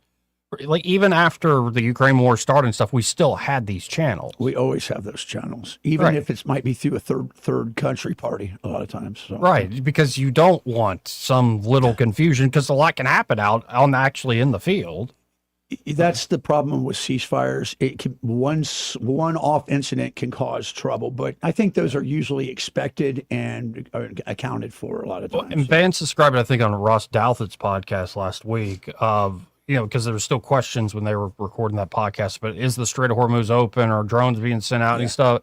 And Vance, I think, put it well. He said, I think what we're seeing here is a little bit of a Andrew Jackson and New Orleans War of 1812 thing, where a peace treaty signed, but the word doesn't get out to everybody out there in the field. And so, give it a few days. And it looks like things have calmed down. I think that the Iranians are in a, as we talked about, like a squeeze situation. They've got a lot of people breathing down their neck, and people, well, we're going to give them money, we're going to do this, that. No, actually, that money's coming from they're seized assets. The truth of the matter is this: you can use carrot and stick. Yes. I think, well, let's be honest, Morgan Murphy talked about it. You carrot, you could use a stick, or you could use the carrot and the stick. And I think that's not just us doing it, it's a lot of their neighbors doing it as well. Let's keep going with the Vice President. Does the U.S. want Israel to withdraw forces from southern Lebanon? Well, we want Israel's security to be protected, and we also want Lebanon's sovereignty to be protected, and this is going to be an ongoing conversation. The Israelis have been very clear they do not have territorial intentions on South Lebanon. The reason they feel they have to be there is because they're worried about Hezbollah fighters in South Lebanon firing into Israel. We do believe, of course it's going to require a lot of hard work, that we can get to a place where Lebanon's territorial integrity and sovereignty is protected, Israel's security is protected, and that's going to require some coordination with the Lebanese armed forces, and also it's going to require the Iranians to rein in Hezbollah. That's all the sort of things that we were talking about yesterday, and again, I think that we got much further compared to where we were just 24 hours ago. Have you spoken with Prime Minister Netanyahu during any of this process at all in the recent days? Yeah, we were in constant contact with the Israelis yesterday, but also, of course, with the Saudis and the Emiratis and others in the region. We talked to the Lebanese yesterday as well, so we're constantly trying to keep our regional friends updated about this. This is not a deal that the United States is imposing on the region. This is a deal that the region has desperately asked the United States to put in place. Obviously, the headlines have been very focused about what's been going on between the United States and Iran, but this region has been a basket case for a very long time. And what the president has set us to do, again, lay the foundation, see if we can get to a permanent peace. If we can't, the President of the United States still has a lot of options to accomplish America's security objectives, but he has certainly committed us to this pathway for now, and we're going to keep on working and seeing what we can accomplish. And then I want to just, before we depart here, I want to say one last thing. I've seen some misreporting about frozen or unfrozen Iranian assets. One of the other things that we wanted to do, and wasn't as high of a priority for us for obvious reasons, but we wanted to make sure that we set up a process where if we ever unfreeze Iranian assets, we can ensure that that money, that Iranian money, goes to help the people of Iran and not to fund terrorism. So Jared Kushner actually came up with a very interesting solution with the Qataris, where basically, again, if there is any frozen Iranian assets that are unfrozen, then we have approval over that process. The Qataris have approval over that process. And then the money would actually go to buy American soy, American corn, and American wheat for the benefit of the Iranian people. And as much as I see some of the press misreporting on this, and of course, buttressed by what the Iranians are saying, or not all Iranians, I want to be clear, there are a lot of Iranians who are telling the truth about what happened yesterday, but you see some social media reporting that gets this wrong. But fundamentally, what Jared and the Qataris and the entire team here in Bergenstock accomplished is, to me, a classic Trump deal, where if Iranian assets are ever unfrozen, they're going to go to make American farmers richer and to feed the Iranian people. That's a very, very good and very classic Trump deal that's great for our people, great for the people of Iran, and fundamentally, again, will contribute to this regional security architecture that we've built and that we're going to work very hard to ensure that it endures. So from Switzerland, thank you all for being here. I appreciate the questions and I appreciate the engagement. I am looking forward to going back home, and we'll certainly keep everybody updated on what happens in the days and weeks to come. Thank you all. Yeah, I think he He's handles very himself. His statesmanship is very good. Yeah. Like, especially what could be hairy questions, Yeah. fairly complicated process. Very calm. He handles it, cools the other side of the pillow, so to speak. He's what I think what's really different about him, even versus Rubio, he's not inflammatory. He doesn't take the bait. He does not take the bait, and he just tries to keep it civil. So, and one thing it's under talked about, or maybe it's just been talked about over the years, but in the background, what came to my mind when you're talking about a new Middle East in general and a new regional security is the story of a new generation of leader, especially royal family leader across the Gulf Arabs. Yes. And I think that new generation, often guys younger than me, yes, in their 20s and 30s, yes, are realizing, oh, we're tired of death. We're tired of being poor, or just, well, we're oil rich, but we're tired of being like these gas stations in the middle and like all the wars that come from being reliant on just one sole resource. We want to diversify. We want to actually we want to be destinations for the world. Like, and you're seeing that in certain major cities. And I'll tell you why that is. That phenomenon occurred in the late 90s. A lot of these royal families started sending their kids to Western schools to be educated, and they became somewhat tolerable to things, and they also witnessed what was going on in their country with a ever-growing youthful population, but no jobs, no infrastructure. So they're trying to. And they're going, and they go to terrorism. And what's funny is you'll see some of these folks who are in these sort of meetings and negotiations. They look at someplace like the UK and go, "What is wrong? Y'all are idiots." Yeah. Those are the radicals. Like, what are you doing? That's where they go, and they can continue to do takaya until they get to a point where they can take over. Anyway, I hope for the best. Continue to pray for peace. It looks like it is going in the right direction. Again, oil prices falling, gas prices falling, and even with the fireworks over the weekend, you won't have an effing country to go back to. I think that they really it all boils down to the fact that Iran has very little maneuver room here. Yes. So this part of the program brought to you by Pest Pro Services, and they're at Pest Pro Ashley, and that great team are ready to help you out with any and all your pest control needs. You might as well go ahead and get signed up for their monthly subscription program for basic pest control needs. Most of the time, they don't even have to go inside the house. They can just spray around the property and take care of any sort of insect, any sort of bug problem. But say you have something like mosquitoes that are really an issue. Bad yesterday. After all this last week's rain and how hot it's getting, they are breeding like crazy. You don't want them biting you. You don't want them bothering you. You actually want to enjoy your property. Enjoy the sunshine. Enjoy a nice cool evening as the sun goes down, and that's when they really come alive. They're like, they love just eating you up right as hitting that twilight, and you're like, oh, this is a perfect time of day. Oh, just got bit on the forehead. Oh, it's got bit on the neck. Got a big old welt. So if you're tired of the mosquitoes, because they are nasty, nasty things, let Pest Pro Services take care of them for you. And they can do it when the time's right. It's not like you got to do a year-round thing. You just have them come out when it's mosquito season, and you won't see any mosquitoes around. So check them out today. You can always learn more at ppsriverregion.com, or just search for Pest Pro Services on the Book of Faces, or call them direct, 265-9990. That's 265-9990. And be sure to tell them that Joey and Troy, those fellows on the radio, sent you. What do you want to know? Call a pro, Pest Pro Services, and be sure to tell Ashley and that great team again. You heard them here on the radio. We'll be right back after this. Want to carry News Talk in your pocket? Download the News Talk 93.1 app from the App Store. Available on iPhone and Android. Never miss a moment. Download now.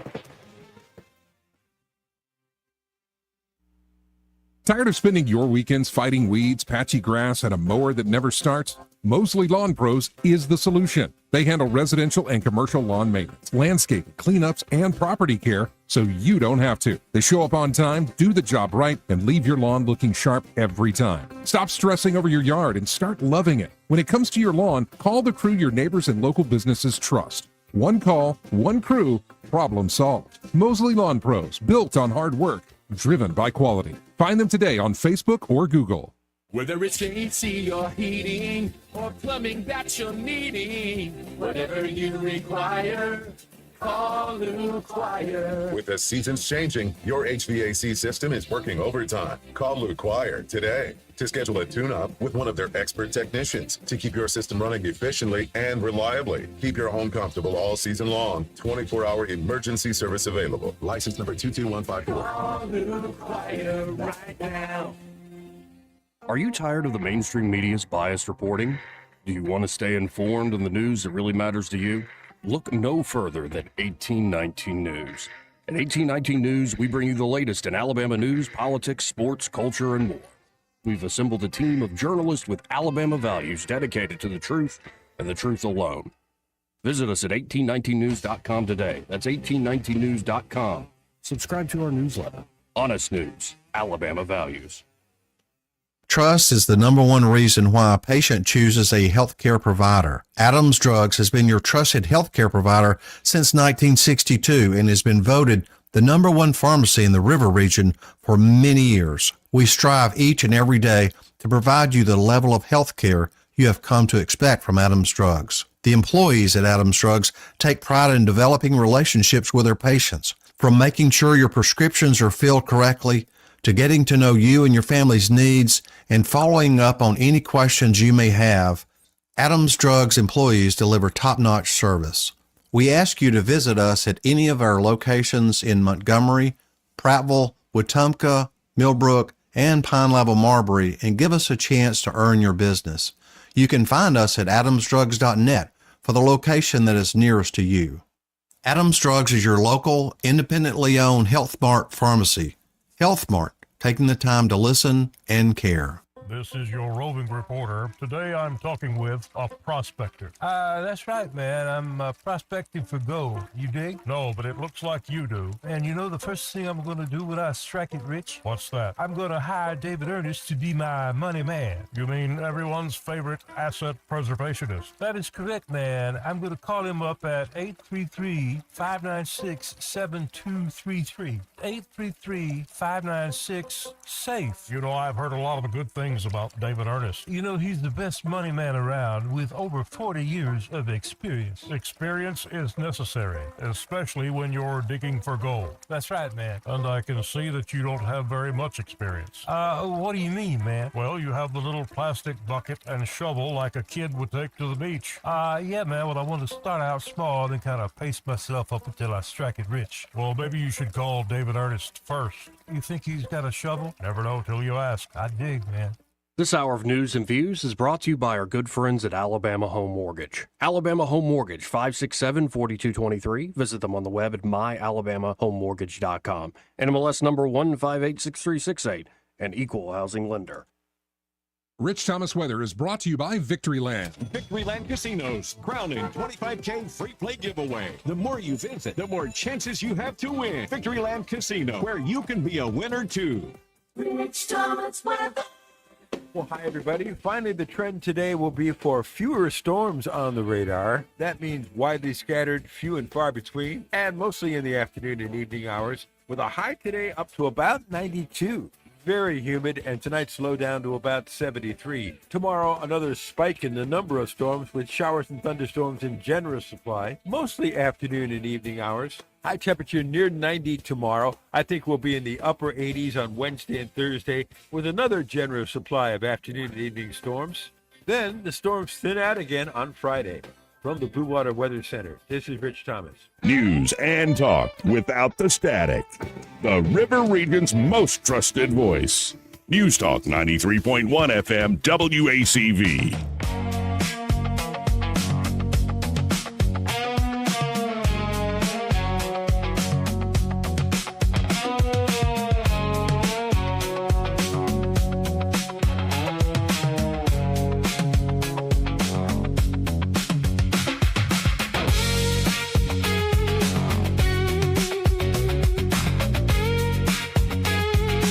Welcome back. I'm your host, Joey Clark. Troy Carrico here in the studio with me. And let's see who this is. All patient on line one. You're on there. Who's this? It's Papa B. Hey, Papa B. How you doing? Pretty good. Boy, JD is smooth, isn't he? He is smooth. Smooth operator. He sways. I'm telling you. he's got that diplomatic speak right down to a science. It sounds like, and he makes a really good cop, contrasting. Yes. Trump. And the thing I like about JD is he's able to actually verbalize a full sentence of thought before he goes off on a tangent like Trump.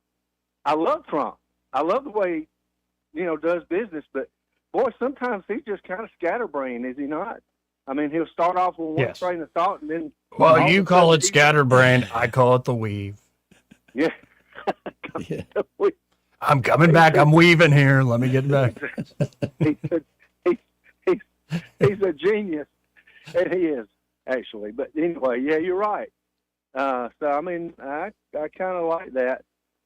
I love Rubio. Okay, Rubio's I good. love Rubio.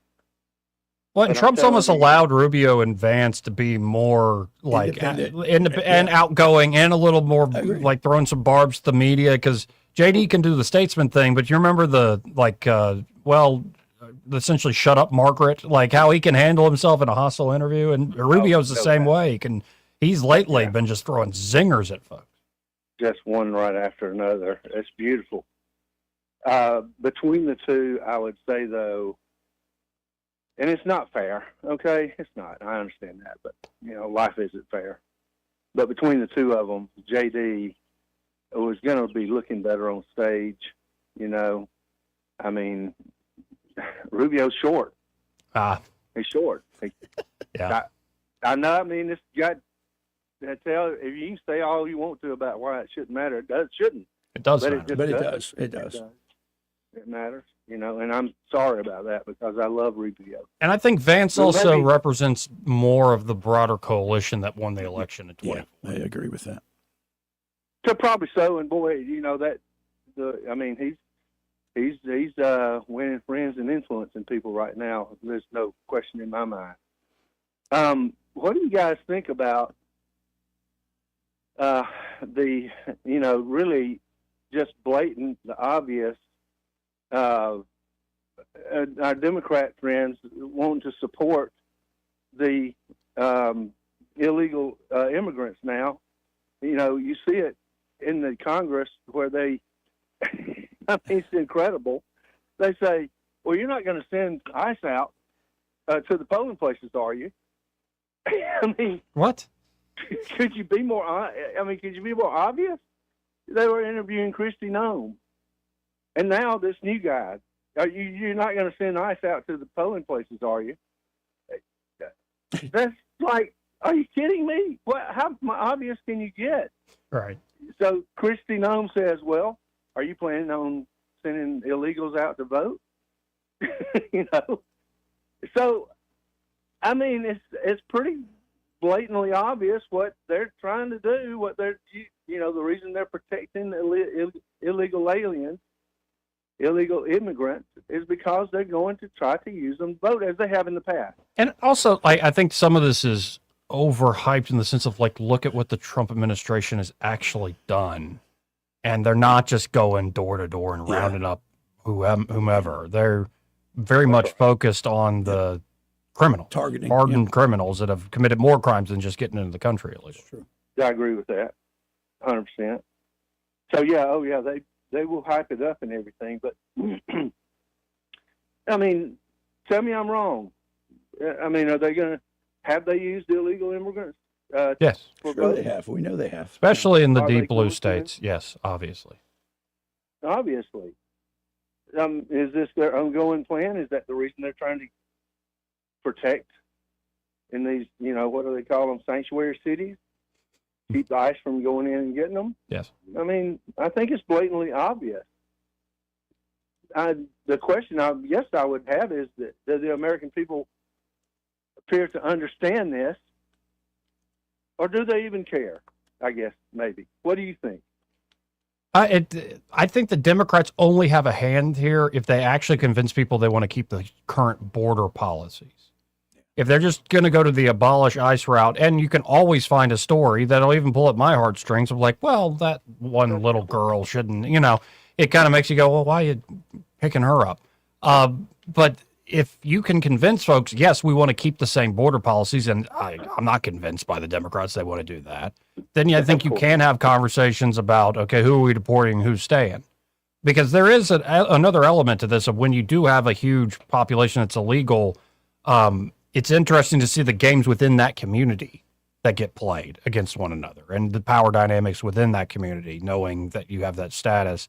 So I think we're coming to that point of the major problem is stopping that corridor of migration, and that's slowly being done throughout the Western Hemisphere. The border is shut. It's incredible. Remember when Biden was saying we need new legislation, all this stuff? What Trump's done in the last couple of years is just incredible. But if the plan for the Democrats is to just open up the floodgates again, I don't think they're ever going to win an election on that. Whether they say that or not, it doesn't matter what they say. You know what they're going to do. It's just going to happen. This is the way that the Democrats govern. They have to have more votes, and the way they get more votes is to open up immigration. It's been this card has been played for a long time. I mean, since really in the founding of the country, I think, or especially during the Civil War era. So this is how. I mean, you watch Gangs of New York. You know what happened. Oh yeah. What's it going to be? Chops? What's it going to be? Chops? Okay, priest. I love that, man. I love that, man. Well, and then on the other side of this, as much as Trump can sound like this crazy hawk on immigration, Stephen Miller and all these types, I just don't. We're not deporting 23 We're really million not. people. And you know what, guys? Here's the thing I don't see anything. I see no indication from the Democratic Party of them reversing course on hardly any of their progressive, hardcore ideas. And they don't even have a leader to speak for them. So let them continue down that path. I think we've gotten wise, Papa, to the game that's being played. And I think you're going to see in this next upcoming election much more strict observers and verification of things. So I think that they've run that course. Well, and then there's the whole other side to this of how do you, because it is a mess, reform the legal immigration system. There's a huge conversation to be had there. And, the thing like the Muslim stuff that Tuberville brings up and stuff, and, in principle, I suppose I agree with them. Like, no, Sharia law does not trump the Constitution. It does not. But I think a lot of that issue at this point is, again, solved by immigration restrictions. And are we going to move to a more merit-based system, like actual skilled-based immigration, these sorts of things? So I don't know. I think there's right now the game, though, of you get to flood the country with folks illegally and use them to your political advantage, that has to end and make sure that is over. That's kind of happening really throughout the Western. It is. Throughout the Western Europe and everything. If it's not too late, it probably is too late for some countries. Imagine had Kamala won. Let's just say hypothetically, we would be well on our way to being the UK right now. There's no question in my mind. And as many times as the Democrats would, throw up, "Oh, Consuela, you cannot deport Consuela. She has a family here." No, that ain't happening. It's not happening. I mean, occasionally I guess you say, but, we do have a lot of folks that are self-deporting now, finally. And I think it's a good thing. I think it's a real good thing that, finally, hey, there's somebody say, look, we'll relocate you back, give you some money, send you on a plane trip. You're not going to get the support, the welfare dollars. Anymore anyway. And you have this dynamic we talked about in the first hour, like a complete flip to now the majority of the countries in South America are conservative governments. Absolutely. You might have a lot of folks who say, yeah, I'm happy to go back home. I left because it was a basket case socialist hellhole. Now that, we actually have real governance, I'm happy to go. Yeah, right. Anyway. So I got a trivia question for you both, talking about J.D. Vance. So which state in the union has produced the most presidents? Ohio. That's right. Oh, at eight, baby. At 8, baby. It's going to be 9. It's going to be 9. All right. I don't know, but I'm going to say Ohio. That's right. It is. It's Ohio and Virginia both have produced 8 presidents in the history. Wow. Yes. And so this could be 9. Put them over the edge. All right. Yeah, this will work. I mean, That's a middle I'm American. good with either JD or Rubio. In fact, let's have one of them for 8 years. My only another one for rule: 8 years. no more presidents from Hawaii. No. or Kenya. Did somebody hit you with a coconut tree? What are you talking And I'm sorry, this might seem insensitive, but our first black president, it's like, where was he born? South Carolina, Alabama, maybe Chicago, like born there and raised? Like, no, he was born in Hawaii. If you believe that verse. Yeah, right. All right, guys. Well, thanks a lot. Okay, brother. Appreciate it. 272-9228. That's 272-9228. It's true, though. What a mess. But yeah, I think the Democrats, this thought came to me though. Yeah. When you look at like the liberal culture, and I don't mean liberal boomers who are still stuck and sad that Stephen Colbert has gone away, and like, The you know, contemporary they're going to see the new Steven Spielberg movie, and it's like, okay, the death of liberal boomerdom is happening right before our eyes. It is. I'm thinking somebody like Rogan. Thinking somebody like Tim Dillon, and not that those guys will necessarily move the needle personally, but what they represent, sort of the thinking, the way they talk about American culture. Sure.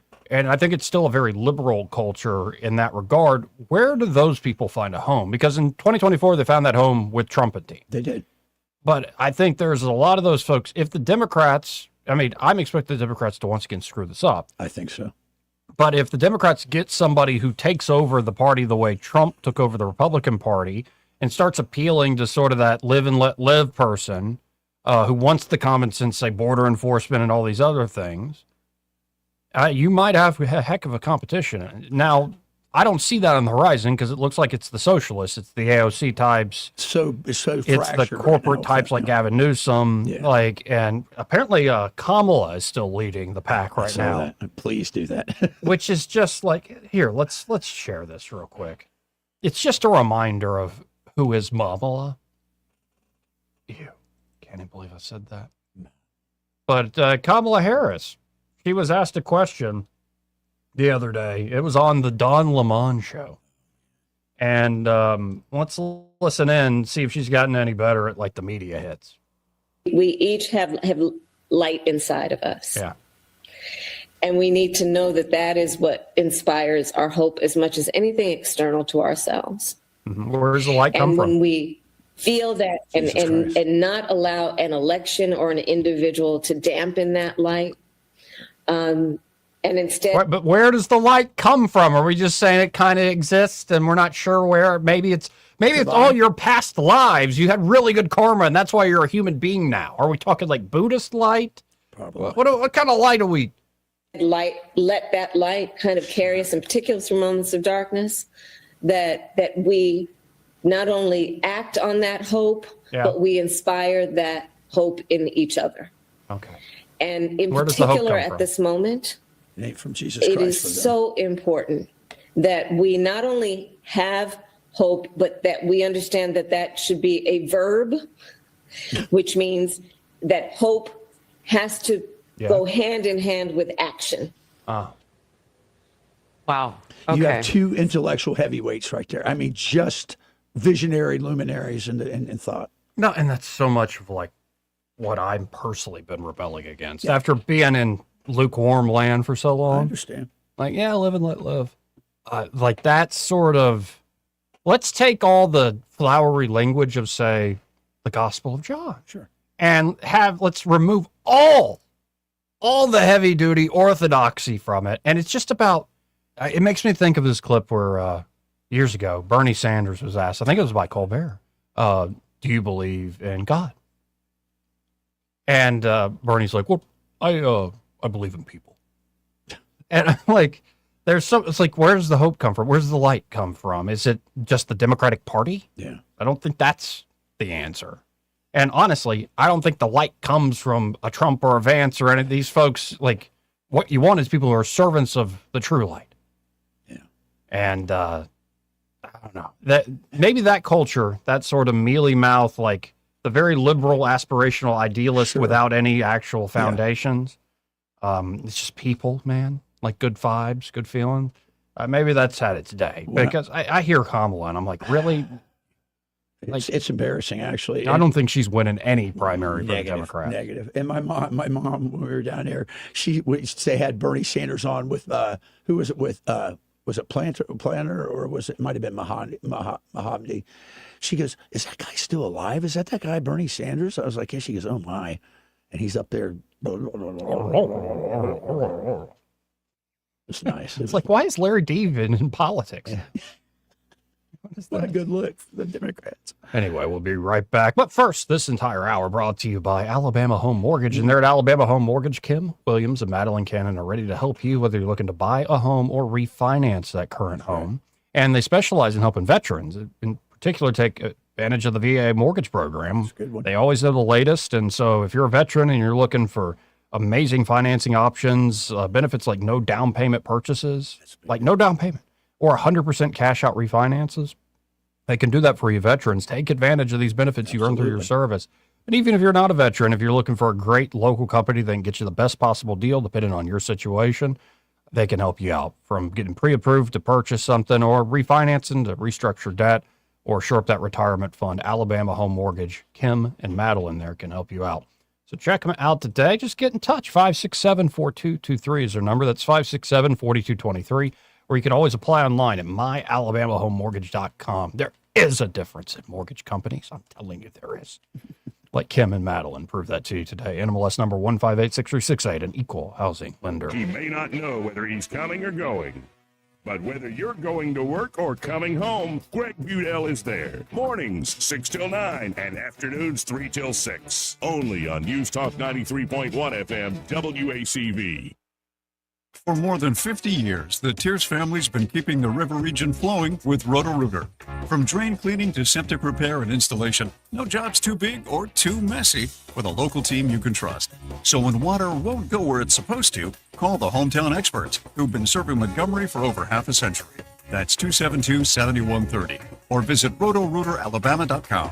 And remember, Call Roto-Rooter, that's the name, and legal troubles down the drain. Roto-Rooter. Hi, I'm Carl Schmidt, naturopath and owner of the Herb Shop Wellness Center at 8161 Vaughan Road. You know, with over 30 years experience in natural wellness, I've seen countless health fads come and go. A few years ago, we added a patented technology that actually activates your stem cells. It reverses the aging process at the cellular level. However, you do need proper hydration and targeted nutrition. At the Herb Shop, our advanced scanning and testing technology allows us to accurately assess your nutritional needs and get a customized plan for you. Come in today and see what the Herb Shop can do for you. This hour of news and views is brought to you by our good friends at Alabama Home Mortgage. Alabama Home Mortgage, 567-4223. Visit them on the web at myalabamahomemortgage.com. NMLS number 1586368, an equal housing lender. The River Region's first and only news talk station on FM. Live, local talk. News Talk 93.1 FM WACV.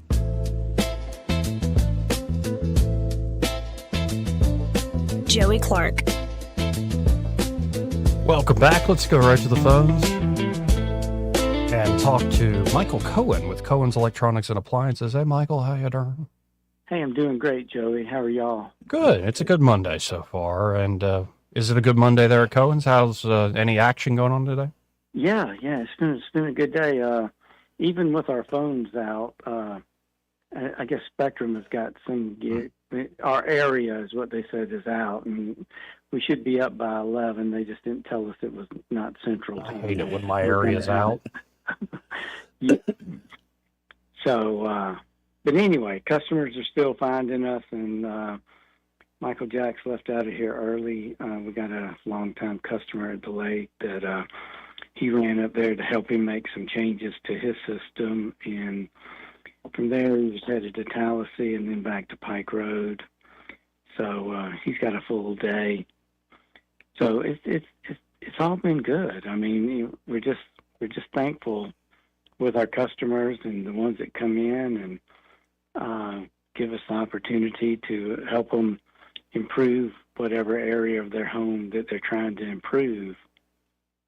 And so much of it, I think, is that they know that they're going to get good service, but they also know that we're going to sell them all the little things to go with their product, right? So that everything works better. Right. So it's not just the one big thing, it's everything. The details matter, folks. Get that true setup. That's right. That's right. It's there's so many little ways, to do something that as simple as selling hoses with the dishwasher, or asking them enough questions to know if they have a 4-prong or a 3-prong for their dryer cord. Right. And if they get a dryer that's got a steam kit option, if you don't sell them the appropriate hoses for that, then there is no steam. It's just a regular dryer. And there's a lot of little things that you need to make everything whole. Here. And I know that from my own experience, especially on the electronic TV side of the deal. But of course, electronics or appliances, they can help you out there at Cohen's. You can always check them out online at thinkcohens.com. But I say stop by. 2515 Eastern Boulevard here in Montgomery, open 9 to 6 Monday through Friday, 9 to 4 on Saturdays. And find Michael and be like, hey, I heard you on that radio show with that Joey Clark fella. That's right. That's right. And y'all come see us, ask us some questions, let us ask you some questions, and let us help you make the right choice. No high pressure salespeople at Cohen's. It's we just want to make sure you make the right choice. Well, appreciate it, Michael. Talk again soon, man. All right. Take care. You too. And Michael Cohen with Cohen's Electronics and Appliances. Let's go to Terry. Hey, Terry, how are you? I'm doing well. How are you, gentlemen? Good. Good, sir. I will say also that what used to be the record shop and Cohen's Electronics is a fantastic business. And if you want excellent service and the real deal with the products that they have, that's the place to go. So 100% behind them. I think I've mentioned before that I work a lot with the Hispanic community. I'm the volunteer pastor for the Hispanics at Kilby, and I was the Hispanic pastor at Maxwell Air Force Base for 4 years. And I'm recently retired from Cadell Construction. I was marketing director for about 20 years there. At any rate, I can tell you that there are a lot of Hispanics in this local area self-deporting. That is perceived as a very generous offer. That includes the plane ticket. I think, Joe, you had mentioned something about conservative governments in some of the Central and South American countries. That has no effect whatsoever. I mean, the average person here is completely non-political, and that's not going to spark any wave of return to the countries. This is an economic situation for the most part. But in addition to that, immigration has been very active in this local area. And this is just, of course, hearsay from the many people I know and friends I have here, but it's been quite active for people who think that nothing is going on.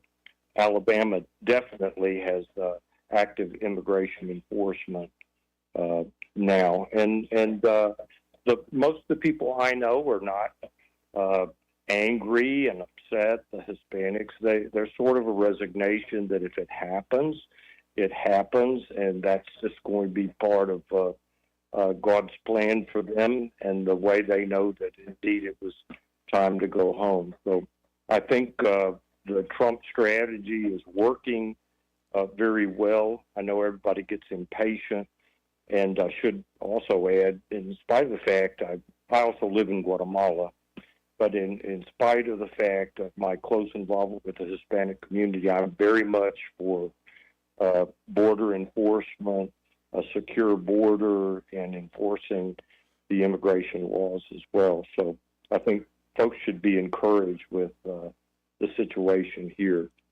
Oh, yeah. There's very little. And Go ahead. And since I'll just put this as generally vague as I can. Since I've returned to my Catholic faith, I'm seeing a side of Montgomery I'd never seen before that you're probably very familiar with, and a lot going on there. Good, and I think sometimes it is a little sad, the resignation you talk about, but generally speaking, I think the policies are sound. Of course it is. You're dealing with real people. Yeah. And a lot of people have been evangelized here in Montgomery. I was the sponsor of the Charismatic Catholics here in Montgomery for a couple of years because the Catholic Church here in Montgomery actually discouraged them and wouldn't give them places and times, and that may have changed at this point. But Jesus Christ has been working, obviously, in the Hispanic community, and it's been, those folks go back to Mexico, Guatemala, Honduras, and so forth, and changed individuals. And the church, I can speak for Guatemala, the evangelical church in Guatemala, which represents about 45-50% of the population, is extremely active and extremely vibrant, and in part because of the influence of the people returning after working in the U.S. But one more quick comment. I don't share any of your enthusiasm or optimism with Vance in Switzerland. I hear what sounds like Obama-era rhetoric, explaining things away, hopeful statements, and this deconflictation mechanism just, to me, is bizarre and dumb. If we think that it just took a referee in some kind of way for us all to talk to de-escalate situations, who are we dealing with here? We're not dealing. Iran is a radical, bloodthirsty, not the people, but the current regime, and they are set on the extermination of Israel and the destruction of the United States. And if you lose sight of what really motivates them and start to pretend that we have well-meaning, well-intentioned people at a peace conference, you're basically losing at that period. And I feel, watching Vance, this is going to be a fiasco, and this is going to hurt Vance as much as anybody in the final analysis. I'm a strong Rubio proponent, but no, and what you laid out is definitely a possibility, and I guess we'll see if it will or won't happen. And Terry, I want you to know, Terry, I want you to know that I spent a lot of time on Cadell skiffs and built purpose buildings and embassies around the world. You guys do excellent work. I'm very proud of you all being here. I worked for the Defense Intelligence Agency for quite some time, and I, like you, share the same belief. Not so much about the person involved in JD, because that's his job. It's who we're dealing with. The Persian and the radicalized Persian, and I should say that 10% Shia theocracy and the IRGC do not share the same common value system of honor that the West does. Takaya and the idea that I will tell you what you want to your face, and inshallah, God willing, it won't happen. I'm with you. I don't think this ends without a complete regime change, and I believe that's inevitable. But I'm hopeful, and I'm praying for peace, but I'm preparing for the war. Yeah, I agree with you 100%. You know, they arrived for these talks in Switzerland. They're the two main negotiators are wearing Menab pins that are memorializing the girls killed in the initial phase of the bombing of Iran. Their plane is painted with a huge message about Menab. This is a propaganda campaign for them. And the president of Iran himself on Sunday stated to a huge group of people, we will not give up enrichment. And in fact, Trump has made a complete 180-degree change in his viewpoint. Now he knows we have the right to enrichment. So they're telling us in our face what they think and what they intend to do, yet now we've started this terrible road of pretending just like Obama, that with smiles and photo ops. And incidentally, the Iranians refused to participate in the group photo that we wanted. We should have been the ones who refused to participate in the group photo. Wall Street Journal reports that the hangings of the dissidents have accelerated considerably during all of these negotiations. And Iran, this is, again, people who mowed down, murdered 30 to 40,000, and that's conservative estimate of their own people. Yet we are crying and shouting at Israel when civilians are killed, and it's just I don't know why we're on this path now. The Tucker Carlson woke right, let's get in bed with Qatar path, but we seem to be deviating to that line now, but it's not going to work. Well, I respectfully disagree. Think it will work, but we'll see, Terry. I appreciate it. 272-9228. Got to hit the stop hour break. Broadcasting from the Riverside Chevrolet Master Control Center, this is WACV Cusana, News Talk 93.1 FM. When it's Chevy, it's Riverside. With SRN News, I'm Bob Agnew in Washington. Vice President J.D. Vance has left Switzerland after talks with senior Iranian officials over ending the war. And the vice president says that a lot of progress was made, but that still more needs to be accomplished because he says it's a complex process and that they've essentially laid the foundation but still need to build the house. British Prime Minister Keir Starmer has announced his resignation, forced out by his party after losing voter support. He'll remain on as caretaker until the Labour Party chooses a new leader. Former Manchester Mayor Andy Burnham confirmed on social media that he puts himself forward to succeed Starmer. Former U.S. Federal Reserve Chairman Alan Greenspan has died at the age of 100. He passed away today from complications related to Parkinson's disease. On Wall Street right now, the Dow Jones Industrial Average up 185 points. More of these stories at srnnews.com. Did you really think Pure Talk was just going to sit back and watch America turn 250 years old without doing something awesome to celebrate? Of course not. That's why they're raising $250,000 for America's Warrior Partnership by the end of July. America's Warrior Partnership is on the front line of preventing veteran suicide. They've had extraordinary success, and here's how you can help. When you switch your cell phone service to Pure Talk this month, you'll be invited to round up to support America's Warrior Partnership. No pressure, but if you do, Pure Talk will match your donation dollar for dollar. And to further celebrate 250 years of our extraordinary democratic republic, Pure Talk is offering unlimited talk, text, and data for just $34.99 a month.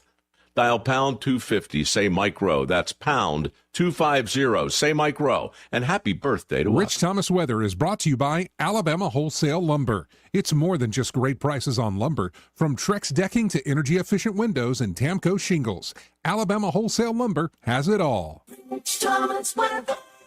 Well, hi, everybody. Finally, the trend today will be for fewer storms on the radar. That means widely scattered, few and far between, and mostly in the afternoon and evening hours, with a high today up to about 92.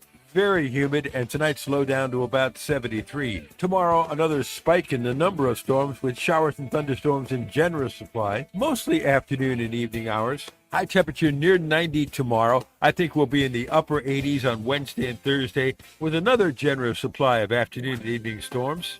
Then the storms thin out again on Friday. From the Blue Water Weather Center, this is Rich Thomas. 1819 News. Parents in Jackson County are expressing anger and frustration at the Jackson County school system and its superintendent after it was discovered that a registered sex offender had been volunteering at sporting events connected to Skyline High School. The parents recently took part in a school board meeting to voice their concerns over Brian Farmer, who was allowed to work at the concession stand and offer private basketball coaching lessons to the students. Farmer was a teacher and basketball coach in Tennessee back in 2007 when he was charged with statutory rape and sexual battery of 3 victims. Farmer was then found guilty in the first case and pleaded no contest in the next 2. He was stripped of his teaching license. The Jackson County School Board has since issued a statement that an investigation is underway regarding how Farmer has been allowed onto school grounds to take part in these events. This is being done by the board and the Jackson County Sheriff's Office. They say appropriate action will be taken once the investigation is completed. The statement also clarified that at no time was Farmer employed by the school. I'll be back with more Alabama stories after this. Are you enjoying 1819 News? If so, consider joining 1819 News as a member. As a nonprofit news organization, we depend on the support of Alabamians like you. Memberships start out as little as $5 a month, and you'll get access to exclusive content only offered to our members. You'll be supporting independent journalism done by people who cherish Alabama values. Become a member today by visiting 1819news.com and clicking Become a Member. That's 1819news.com and click Become a Member today. A judge in Jefferson County has approved the consolidation of 2 cases when it comes to defendant Damian McDaniels. McDaniels is charged with a mass shooting and a murder-for-hire shooting that occurred in Jefferson County within 24 hours of each other. There were 4 people killed and over a dozen injured between those 2 shootings. I'm Andrea Tice. For more news affecting Alabamians, go to 1819news.com. And while you're there, subscribe to the daily newsletter. This hour of News and Views is brought to you by our good friends at Cole Plumbing, 279-8919. Cole Plumbing is number 1 in the number 2 business. You don't have to dig a hole. They have proprietary pipelining technology. Ask them about their tankless water heaters. Remember, when you have trouble with your bowl, call on Cole. Hello, everyone. Robbie Pelt with Capital City Roofing. If you think about it, your home is your biggest investment in life. Your roof covers your home, so why jeopardize your biggest investment on a roofer you don't know anything about when you can deal with a reputable roofing company like Capital City Roofing? We have an A+ Better Business rating and the best manufacturers and workmanship warranties available. We do all residential and commercial roofing applications that are certified through the manufacturer to ensure you get the best material and workmanship money can buy. We also have your project in our best interest before and after construction has been done. Don't hesitate to call us if you have any roofing issues or questions. We will match any of our competitors' price and give you the same great workmanship warranty. We also give free estimates. Give us a call today and let us show you the difference. 277-3311. That's 277-3311. Or you can check us out on the web at www.capitalcityroofing.com. Capital City Roofing. We capitalize the roofing industry. Why'd I go to the doctor? Working on the farm, my heart kept skipping a beat. I didn't think much of it, but my daughters made me get checked out. Turns out I have atrial fibrillation, which increases the risk of stroke about 5 times. Symptoms like irregular heartbeat, heart racing, chest pain, shortness of breath, fatigue, or lightheadedness can come and go. But if it's AFib, the risk of stroke remains. If you have symptoms, contact a doctor. I'm so glad I did. Visit notimetowait.com. Sponsored by Bristol Myers Squibb and Pfizer. The views and opinions of the following program are solely those of the host and other contributors. These do not necessarily represent those of Liberty Acquisitions 825, Blue Water Broadcasting, its management, staff, or any advertisers.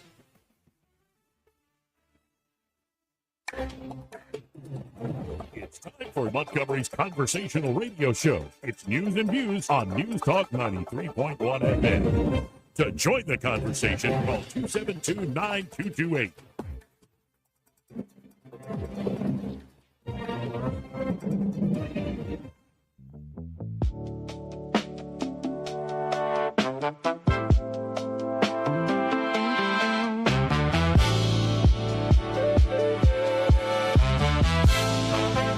Joey Clark. Welcome back.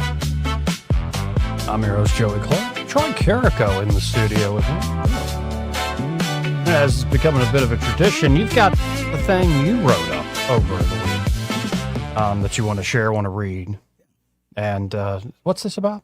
This is about the upcoming sesquicentennial celebration of the 250th anniversary of our birthday of the Republic. Okay.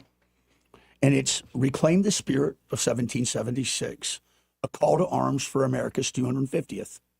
250 years ago, a ragged band of farmers, merchants, dreamers, and outlaws, a veritable band of rabble-rousers, stood against the mightiest empire on earth and declared, no more, no mas.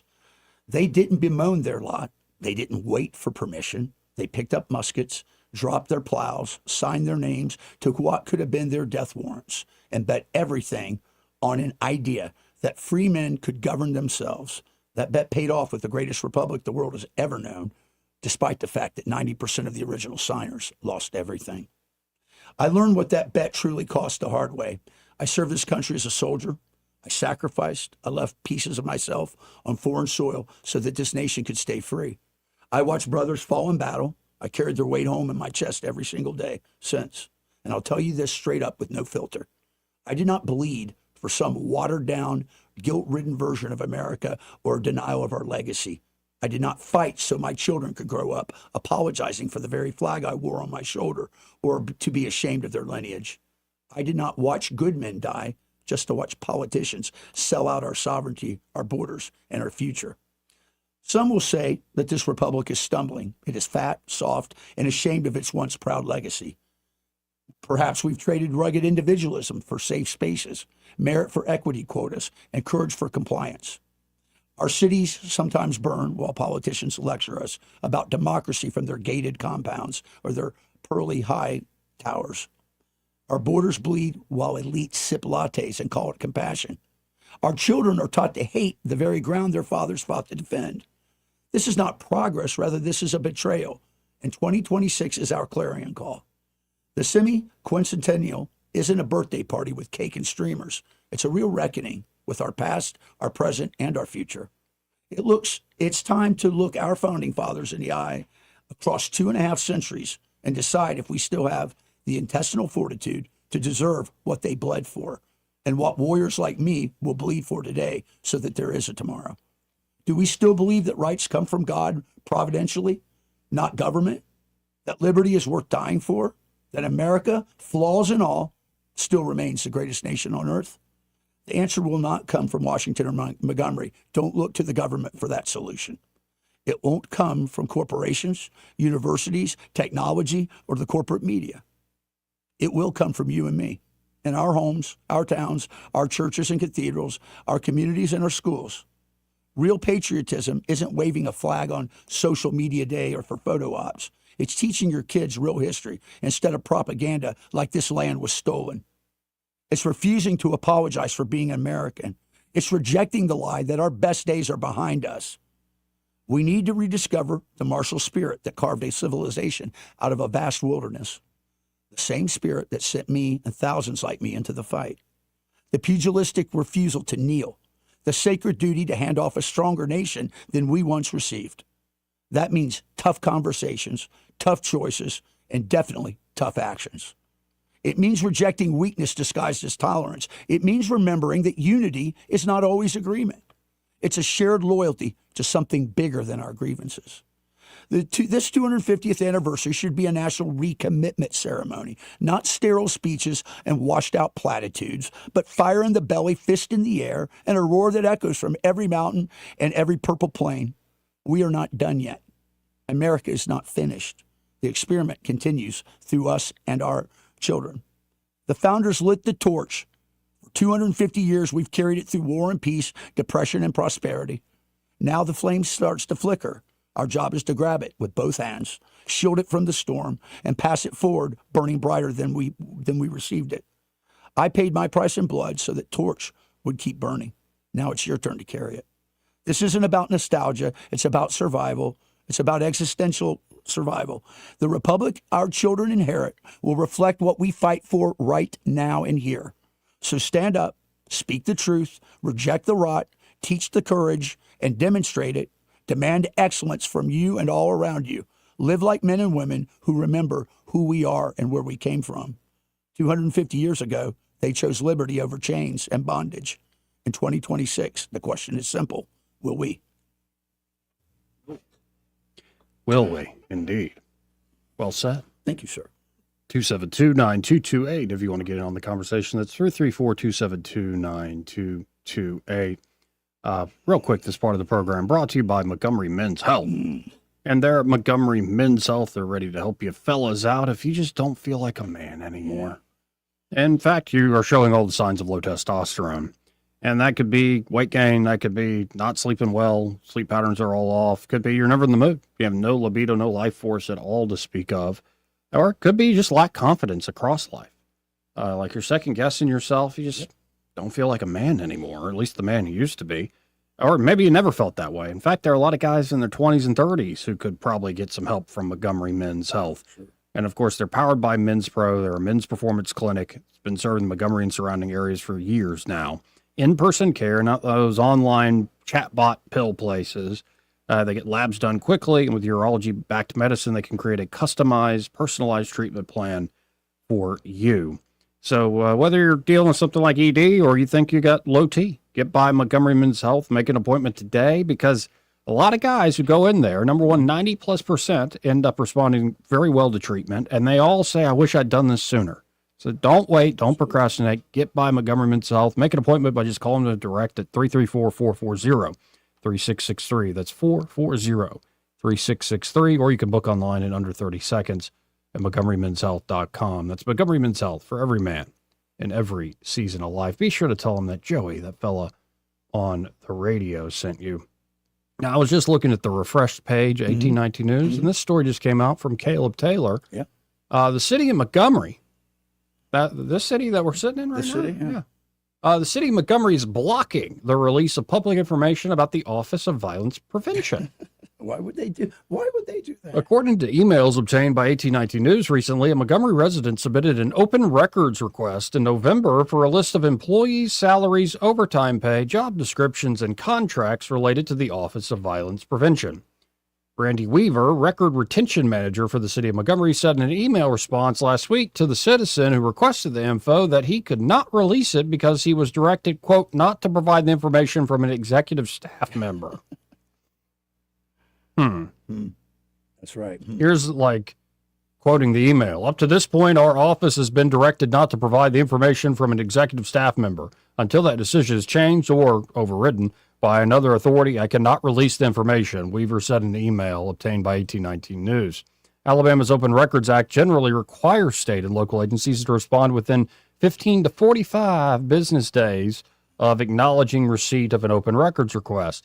The city of Montgomery has paid $220,000 and a little over $220,000 in overtime to employees of the Office of Violence Prevention since 2022. Montgomery Mayor Stephen Reed launched the Office of Violence Prevention in December of 21. So, no soup for you because somebody up top told us we can't talk about this. Don't pay no attention to the man behind the curtain. Now, there's another awful story that's now trending, leading the site there at 1819 News. Parents are furious with Jackson County School Superintendent Jason Davidson, as well as staff and administrators at Skyline High School, after learning that a registered sex offender has reportedly been volunteering at sporting events. At a recent school board meeting, numerous parents showed up to express their concerns about reports that Craig McGill, a teacher and basketball coach, and school administrators allowed Brian Dale Farmer to volunteer at sporting events and at the concession stand and to offer private coaching. What does that even mean to students who are the same age as prior victims? What is private coaching? It's probably what you think it is. It's one-on-one tutoring and a sport skill, but probably for nefarious reasons. Farmer, who was a teacher and basketball coach in Tennessee at the time of his arrest, was indicted in 2007 on a total of 18 charges with 3 victims, which included 4 counts of statutory rape and 14 counts of sexual battery by an authority figure. According to an AP report, records indicate that the cases were tried separately and that Farmer was found guilty in the first one to go to trial and pleaded no contest to 3 counts of statutory rape in a second case later in the same year.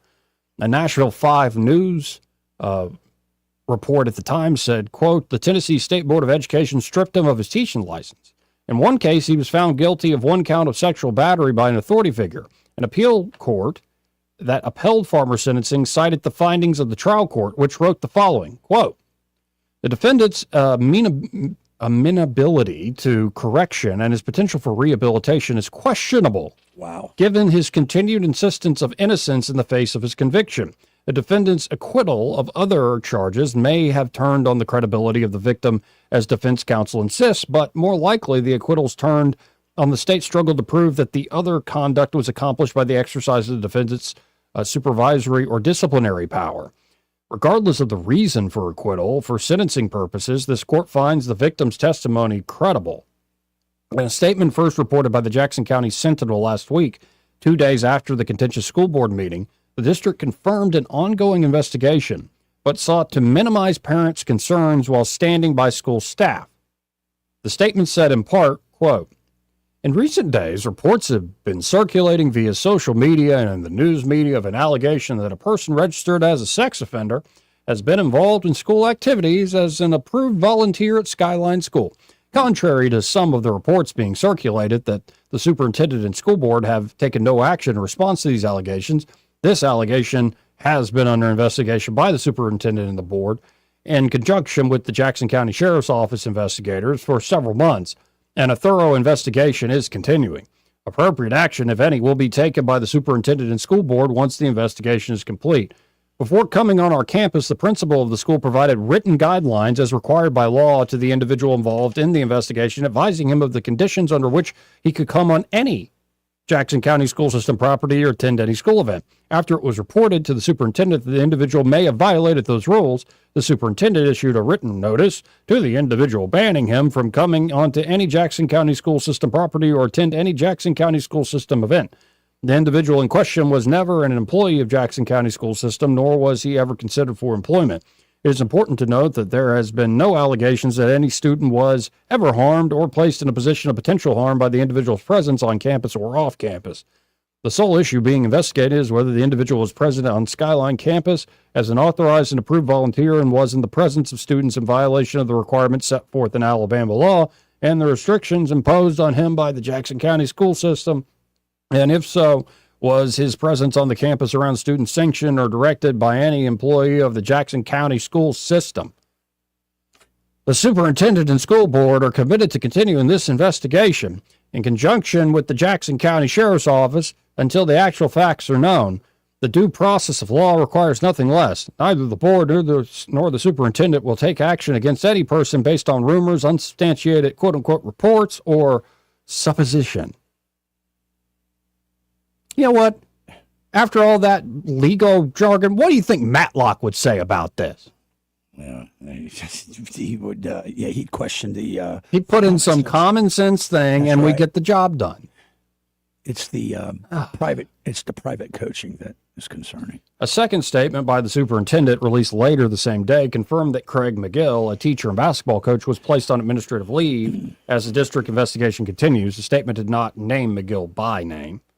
Sheriff Rocky Hornan confirmed to the Jackson County Sentinel that Farmer was arrested earlier this year, but provided a statement that seemingly contradicts that of the school system.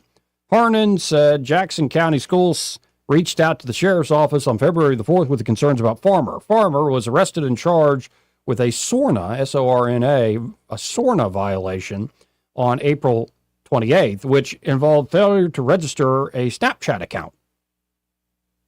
The incident is under investigation, the Sentinel reported, adding a statement from the sheriff saying, quote, that no official reports regarding the allegations discussed in the meeting were received by the sheriff's office, but the situation was under investigation. Sex offenders are allowed to watch their child at games, but they can't loiter afterward, Harnan said. Is that the real name of the sheriff? We're looking into the allegations of him, Farmer, working in the concession. Guess it's Sheriff Rocky Hornan. There's a typo here in the story, not Hornan. Hornan. Anyway. But he didn't have a kid. He didn't have a child there, right? He was just volunteering. Is that correct?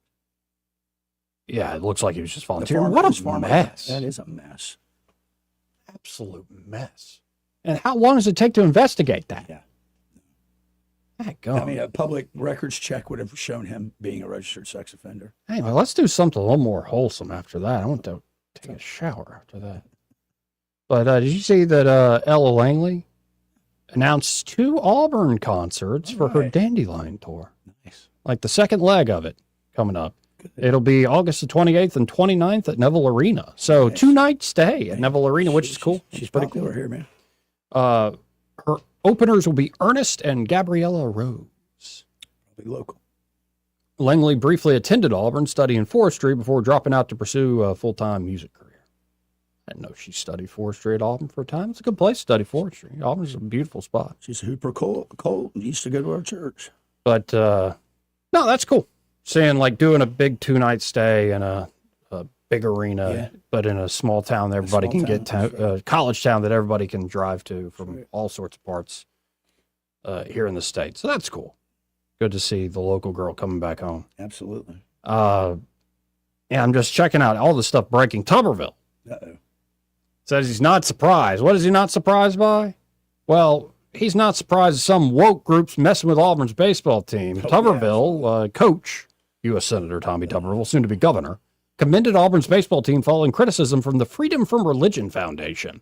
The FFRF sent a demand letter after learning the team had a chaplain who led prayer and that the practice pullovers featured a cross and a statement that said Jesus won on the front. They did. Coach said, our great country was founded on the freedom of religion, not freedom from religion. It's no surprise to see woke groups that hate God and America come after Auburn's baseball team for displaying their faith on practice jerseys. Hiring the first ever team chaplain to Auburn University is one of the best things I ever did in my coaching career. I saw the positive impact of offering a spiritual support for my players and am glad that Auburn has continued having team chaplains for its student athletes. I commend Auburn's baseball team and hope they'll continue to stand firm for their beliefs. Yeah. Anyway, it's just like, how dare they celebrate Jesus on a public baseball field? How dare they? Well, I mean, let's just jump over to the Major League Baseball. This little incident with the York team, that semi-pro team, yeah. It's really sparked a huge look into. So they forfeited a game because they wouldn't wear the pride jerseys? Yeah, 18 of the 23 players said, we're not going to do that. We're not here to espouse. I think the exact words from the spokesman of the players was, we're not going to celebrate sodomites and what was it? The word was abominations or something like that, I think it was. But it was, and then the question goes, well, wait a minute. They do this everywhere in the NFL and pride this and that, and they make you do it because you can't. Well, wait a minute. You're an at-will employee, but can they make you take a politically opposed, something that's opposed to your belief system and or restrict you from putting your own faith? Let's be honest. If that was an era, let's say that was a Muslim player that wanted to put something from the Quran on his, you think they're going to stop him from doing that? No. Christians, they will.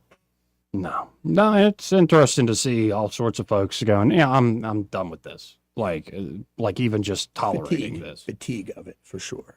It's like, what exactly are we proud about? Well, I heard it the other day. It was some British dude on with Michael Knowles on Piers Morgan's show. Oh, man. So I'm like, wait, Piers Morgan talking about gay stuff? Who would have thought? And the gay guy was saying, well, it's really just about love. I'm like, so like two guys who are friends who would die for one another and platonic love. And like carry one another in tough times and be in a foxhole with one another, or is that what we're proud of? Because I think everybody agrees with that. I think he's talking about top bottom. That's what he's talking about, the kind of love. See, and then he said, well, that you're just reducing it down to sexuality. And it's like, of course I am. What else is there? Right. I mean, what else is there? There's what stuff says you can't have a baby? Well, you could adopt one, and then I don't know. It's like, you know what? I'm good, man. Like, it's Sacred Heart of Jesus month. I know that you don't want it to rain on your parade, but I'll tell you, every time I see a commercial and there's an Asian man and a black man with a white baby, I'm thinking that's kidnapping. What's going on here? No, that's Chili's. That's even worse. Let's go back to the baby back ribs. Enough of this DEI chili stuff. Anyway, their Nashville Mott's is pretty good, though. Even the baby likes it. Where's my mom? Want to carry News Talk in your pocket? Download the News Talk 93.1 app from the App Store. Available on iPhone and Android. Never miss a moment. Download now.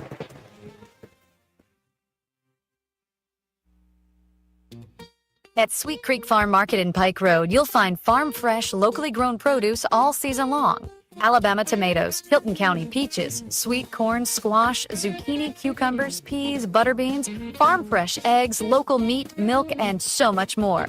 Many of the fruits and vegetables come straight from Sweet Creek Farm's own fields. Visit Sweet Creek Farm Market today, just south of Montgomery on Highway 231. Remember, buy fresh, buy local, buy Sweet Creek Farms. For many homeowners, there's untapped reserves hiding in plain sight. It's not in the savings account. It's not in the stock market. It's right under your roof. Now more than ever, homeowners are sitting on record levels of home equity, and that equity belongs to you. It can be used to consolidate high-interest credit card debt, to pay expensive school tuition, to cover medical expenses, to invest in renovations, you name it, because that money is yours. This isn't about taking on unnecessary debt. It's about using an asset you already own to improve your financial position and your quality of life. The key is understanding your options and choosing the strategy that fits your goals. Let's see what's possible with the equity in your home. Give us a call at Alabama Home Mortgage today at 334-567-4223 or visit us online at myalabamahomemortgage.com. That's Alabama Home Mortgage, because there is a difference in mortgage companies. NMLS 1586368, Equal Housing Lender. This is your roving reporter, and today I'm talking with a political activist. That's right, man. And could you please explain to us your red cap with the letters MMRGA? Yeah, man, this is my MARGA hat. MARGA? Yeah, man, that stands for Make My Retirement Great Again. I see. And to do that, what you need to do is call David Ernest, the asset preservationist. That's right, man. You can call David at 833-596-7233. That's 833-596-SAFE. And I understand that's a toll-free number. Yeah, man. Get David Ernest on the case, and your retirement will be great again. And you make these hats? I do. Here's a whole pile left from the last administration. And they say CPWABD. Yeah, man. Corn Pop was a bad dude. And as you said, there's a whole pile here. Well, there wasn't much demand. I can dig it. For too long, Alabama's statewide news companies have shamed us for our conservative Christian values. Alabama deserves a news company that cherishes our culture, a company that isn't bought and paid for by the powers that be. 1819 News is that company. Run by Alabamians for Alabamians, 1819 News celebrates what is good and beautiful about our state, while exposing those who work against our values in secret. Just go to 1819news.com to learn more. Subscribe to our newsletter. That's 1819news.com. This hour of News and Views is brought to you by our good friends at Cole Plumbing, 279-8919. Cole Plumbing is number one in the number two business. You don't have to dig a hole. They have proprietary pipelining technology. Ask them about their tankless water heaters. Remember, when you have trouble with your bowl, call on Cole. What's your biggest investment? More than likely, it's your home. So treat it that way when you hire a painting contractor. With PBS Painting, there are no gimmicks, no $99 specials. Just quality painting and someone who treats your home with the same respect that you do. At PBS Painting, we have been painting for years and look forward to many more years to come. With PBS Painting, the job gets prepped properly, whether it's cleaning, scraping, or priming. We always use quality products, which is a must for a quality paint job. So if you're looking for a painter that doesn't need upfront money and is on the job at all times, then please give me a call. Scott Bowers and PBS Painting, 294-5122. That's PBS Painting, 294-5122. Look at some of our work on Facebook at PBS Painting Montgomery. Hi, this is Bo Goodson from the Goodson Group with your Real Estate Minute. 5 reasons to get a home inspection before you close on a home. Homeowners buying their first home or their 10th home still need a home inspection performed. First, you will find out firsthand the true condition of the home, the age and state of the heating and air, the roof, electrical, and plumbing as of the date of inspection. Second, it may give you the ability to renegotiate repairs that the seller will end up paying for before closing. Third, if the results show that the repairs would be too costly, then you can opt out of the contract without losing your earnest money. Fourth, the age and state of the systems will indicate what shape the rest of the house might be in and give you the option to opt out of the transaction or renegotiate terms. Fifth, knowing what needs to be done to the house will allow you the opportunity to update the home properly to your taste. For a list of the best home inspectors in the area, call Bo Goodson at the Goodson Group at 334-221-2883 or 551-0225. The Goodson Group. Rich Thomas Weather, a service of Riverside Chevrolet Wetumpka. If it's Chevy, it's Riverside. Best price, best selection. Check them out on the web at riversideusa.net. Rich Thomas Weather. Well, hi, everybody. This week we're getting back to more of a routine weather pattern. Maybe a couple of isolated evening showers and storms before they fade out tonight. Overnight low temperature falls to about 73. Partial sunshine tomorrow. I think the storms will be a little bit more numerous in the afternoon and evening hours, but random. High temperatures near 90 tomorrow. I think we'll be in the upper 80s on Wednesday and Thursday, with again a generous supply of random storms in the afternoon and evening hours. And storms will thin out again in number on Friday.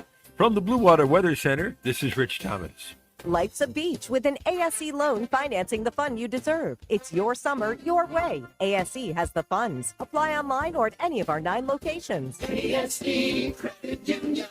Your life, your goals, your ASE. Federally insured by NCUA.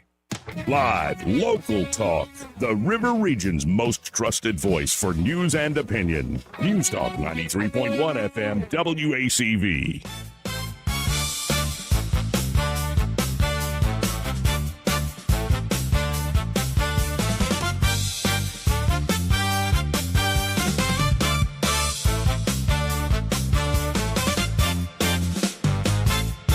Joey Clark. Welcome back to the program. I'm your host, Joey Clark. Troy Carrico here in the studio. And first off, the special elections we have coming up, right? Because of the redistricting stuff. That's right. Well, it got a lot less competitive if they were even competitive in the first place. Trump has now endorsed Jerry Carl and State Rep Rhett Marquez. Yes. Marquez. He did that today. In their primary. So the new District 2, or back to the old District 2, the way it was, it looks like Rhett Marquez just secured that that endorsement. I don't know if you saw last week, our good friend Jack Burns, who was working with Morgan Murphy, is now Jerry Carl's campaign manager. Yeah, that's very cool. Yeah, he's doing really well there. Yeah, Trump said, it is my great honor to endorse America First patriot Jerry Carl, who is running to represent the wonderful people of Alabama's 1st Congressional District, a highly respected legislator and successful businessman. Jerry has been an incredible voice for MAGA and has been with me from the very beginning. And he goes on. And then, so he went on and the president did, and said, it is my great honor to endorse America First patriot Rhett Marquez.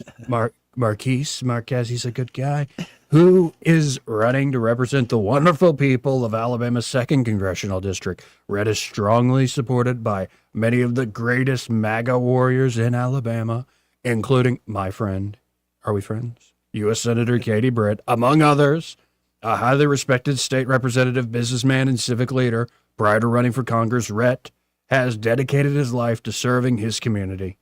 Yeah, he literally, was this a copy pasta thing? He just Mad Libs plug in the right district and name? I guess. But no, those two huge endorsements. The Trump endorsement in this state is as good as gold. Absolutely. And you saw with the runoff, everybody got all worked up over the veteran thing and It's Trump. It's go with whoever got the Trump endorsement. Absolutely. Or really just go with whoever won the primaries plurality. And his record this go around is it's impeccable in terms of his support and nominate. I mean, his support statements to them. But I'd be happy to have Rhett Marquez on the show because he's going to be representing us probably. It looks like it. But let's go to J.D. Vance before he left Switzerland. I had to do a few more hits. Okay. On the tarmac. These quick hits where the reporter's like, hey, sir, I didn't get to ask you a question earlier. I need to earn my keep. I got to pay the mortgage. So here's the vice president answering a question. These negotiations that you believe that people are not always acting in good faith. Have things changed over the past 36 hours during your meeting with Iran and the other mediaries? No, all I mean is, look, whether good faith or bad faith, you can't trust anybody's words. You have to trust what they actually do. Letting in the inspectors is a big deal, but again, we're going to see what they actually let the inspectors do once they're in the country. That's going to continually be a part of our negotiation. So my point is not that I trust or distrust anybody. My point is that I trust actions. And what the president has asked us to do is verify what they're doing, focus less on what they're saying. Yeah, which is kind of my point of view. It's the point I made to Morgan Murphy last week. Yes. It's and just to reiterate the point, do you think there are folks in the world that says the Americans lie and are incredibly violent and will kill you if you get on the wrong side of it? Absolutely. Yeah, because we do. Because we have a track record. Right. Go ask the Kurds. You know, and as much as the Israelis and us tried to get the Kurds to rise up this time around with this campaign, they were like, nope, thanks for the weapons. We're staying put. Because y'all have lied to us too many times.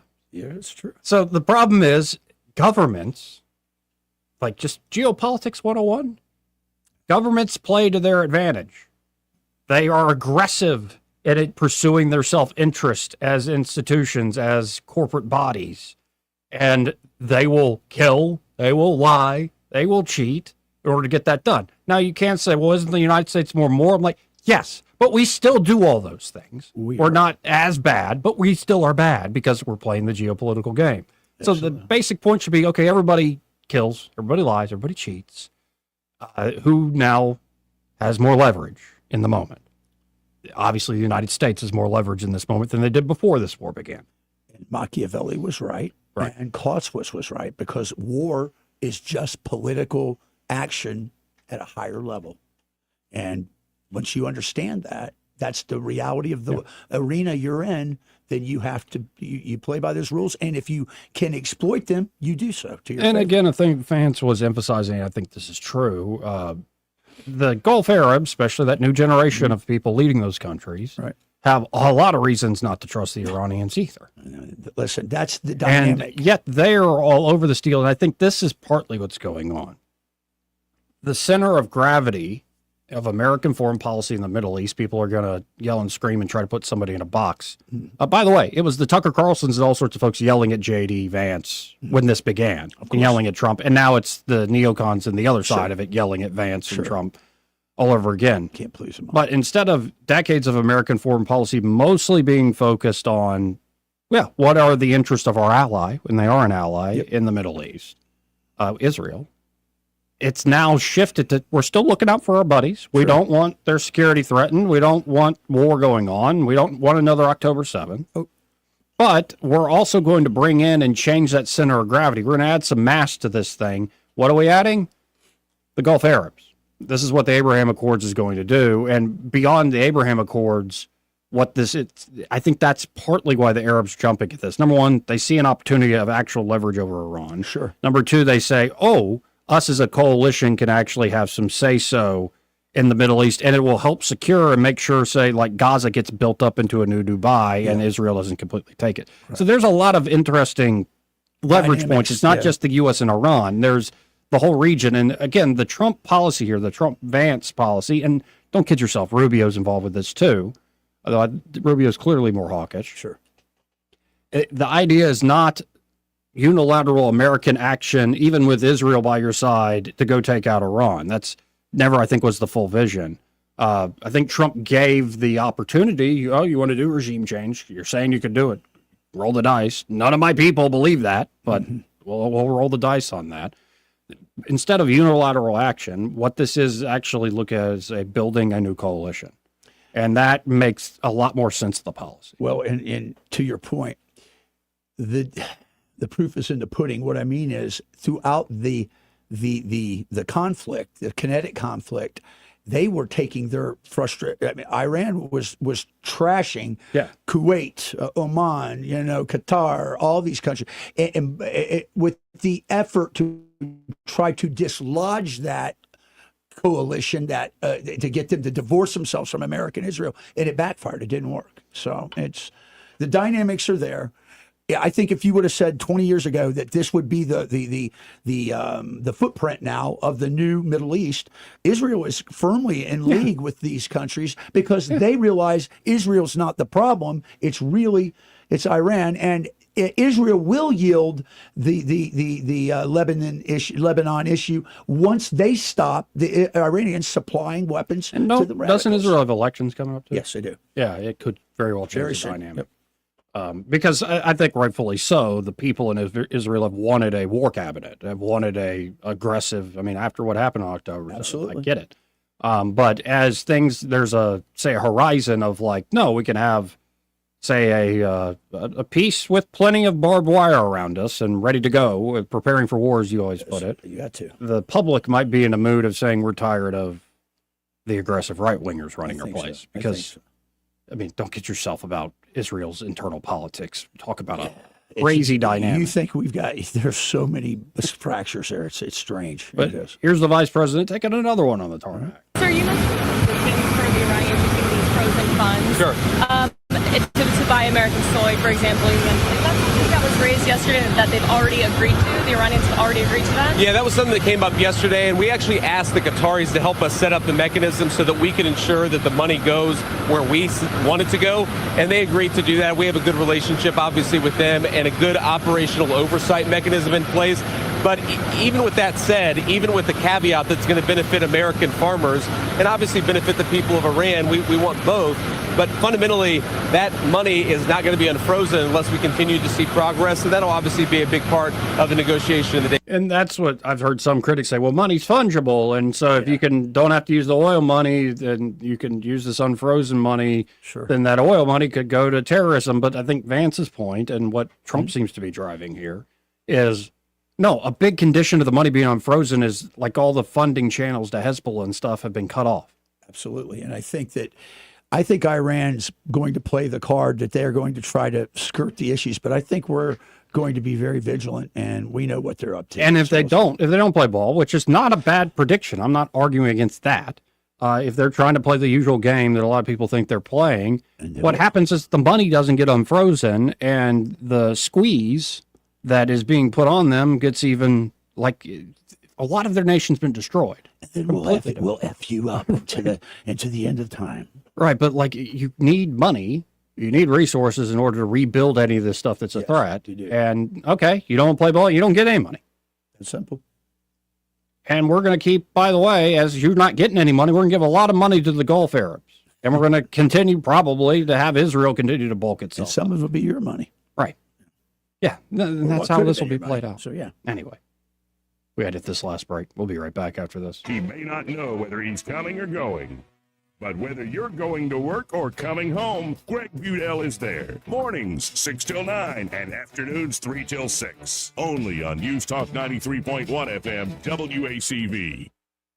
We're talking with Dr. Clark McLemore at McLemore Dentistry, and this is where I went a few years ago to get my smile reworked. Dr. McLemore, you have a great offer for our listeners. We've got all of our design and manufacturing in-house. So what that means is if you come to us, we have the entire process under our control, providing top quality prosthetics and restorations. And that really impacts our patients' smiles, and it makes us feel a lot better that we're doing the absolute best we can for folks. Visit drmclemordentistry.com. Hey there, I'm Kim Williams with Alabama Home Mortgage. Our partnership with Blue Water Broadcasting has reached thousands of listeners in the river region. People listen, people call. Now there's mortgage savings for us all. Our advertisers are our biggest advocates. Call us to find out how radio can increase your bottom line. Blue Water Broadcasting. Local folks helping local business. This hour of News and Views is brought to you by our good friends at Cole Plumbing, 279-8919. Cole Plumbing is number one in the number two business. You don't have to dig a hole. They have proprietary pipelining technology. Ask them about their tankless water heaters. Remember, when you have trouble with your bowl, call on Cole. The River Region's News Talk station. News Talk 93.1 WACV. News Talk 93.1.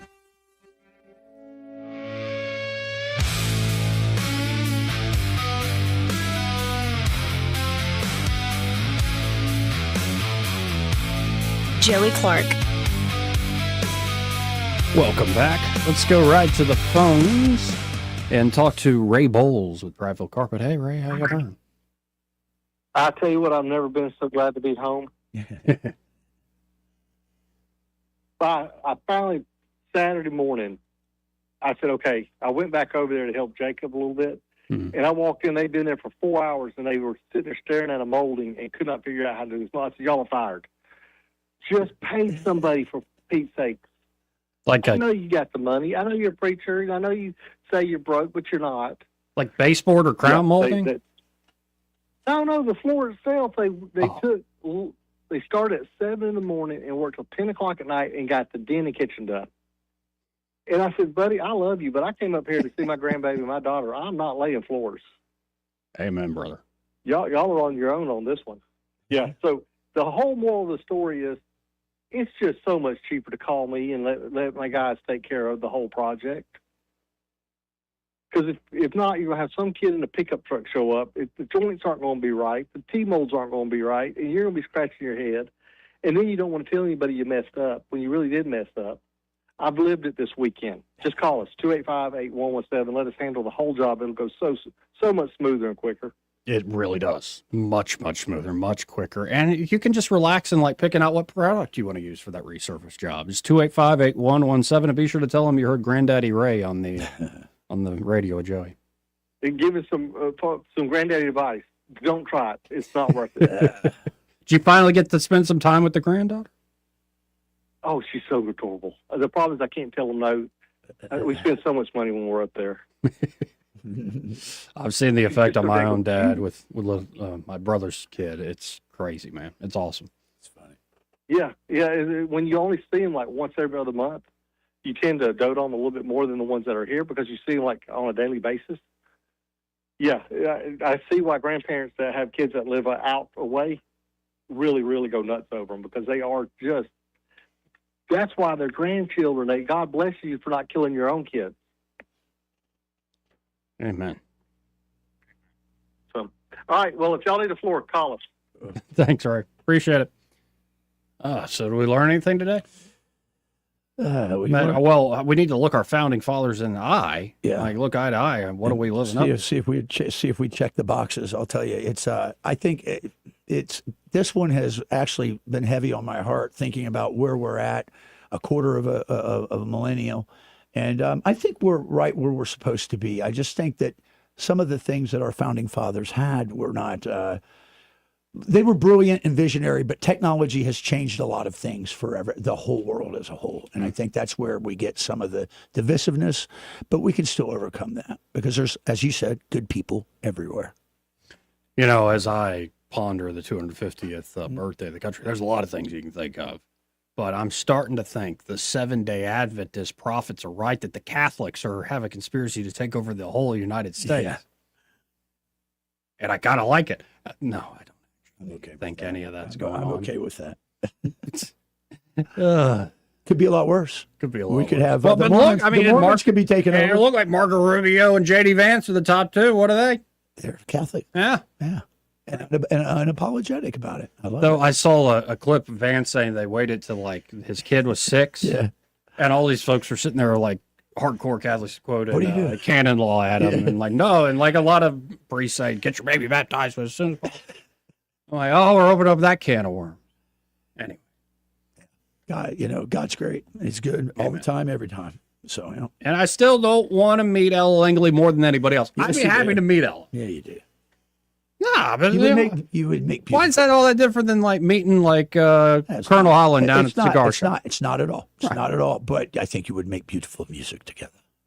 I don't know about that. Yeah. She could make beautiful music. You could put it in a computer and somebody like, Joe, you can teach me how to do that. That's a lot easier than rehearsing. No, it's not that tough. Just type a few words. Anyway, let's get out of here. All right. Happy Hour with Greg Budell. He's next. Yeah.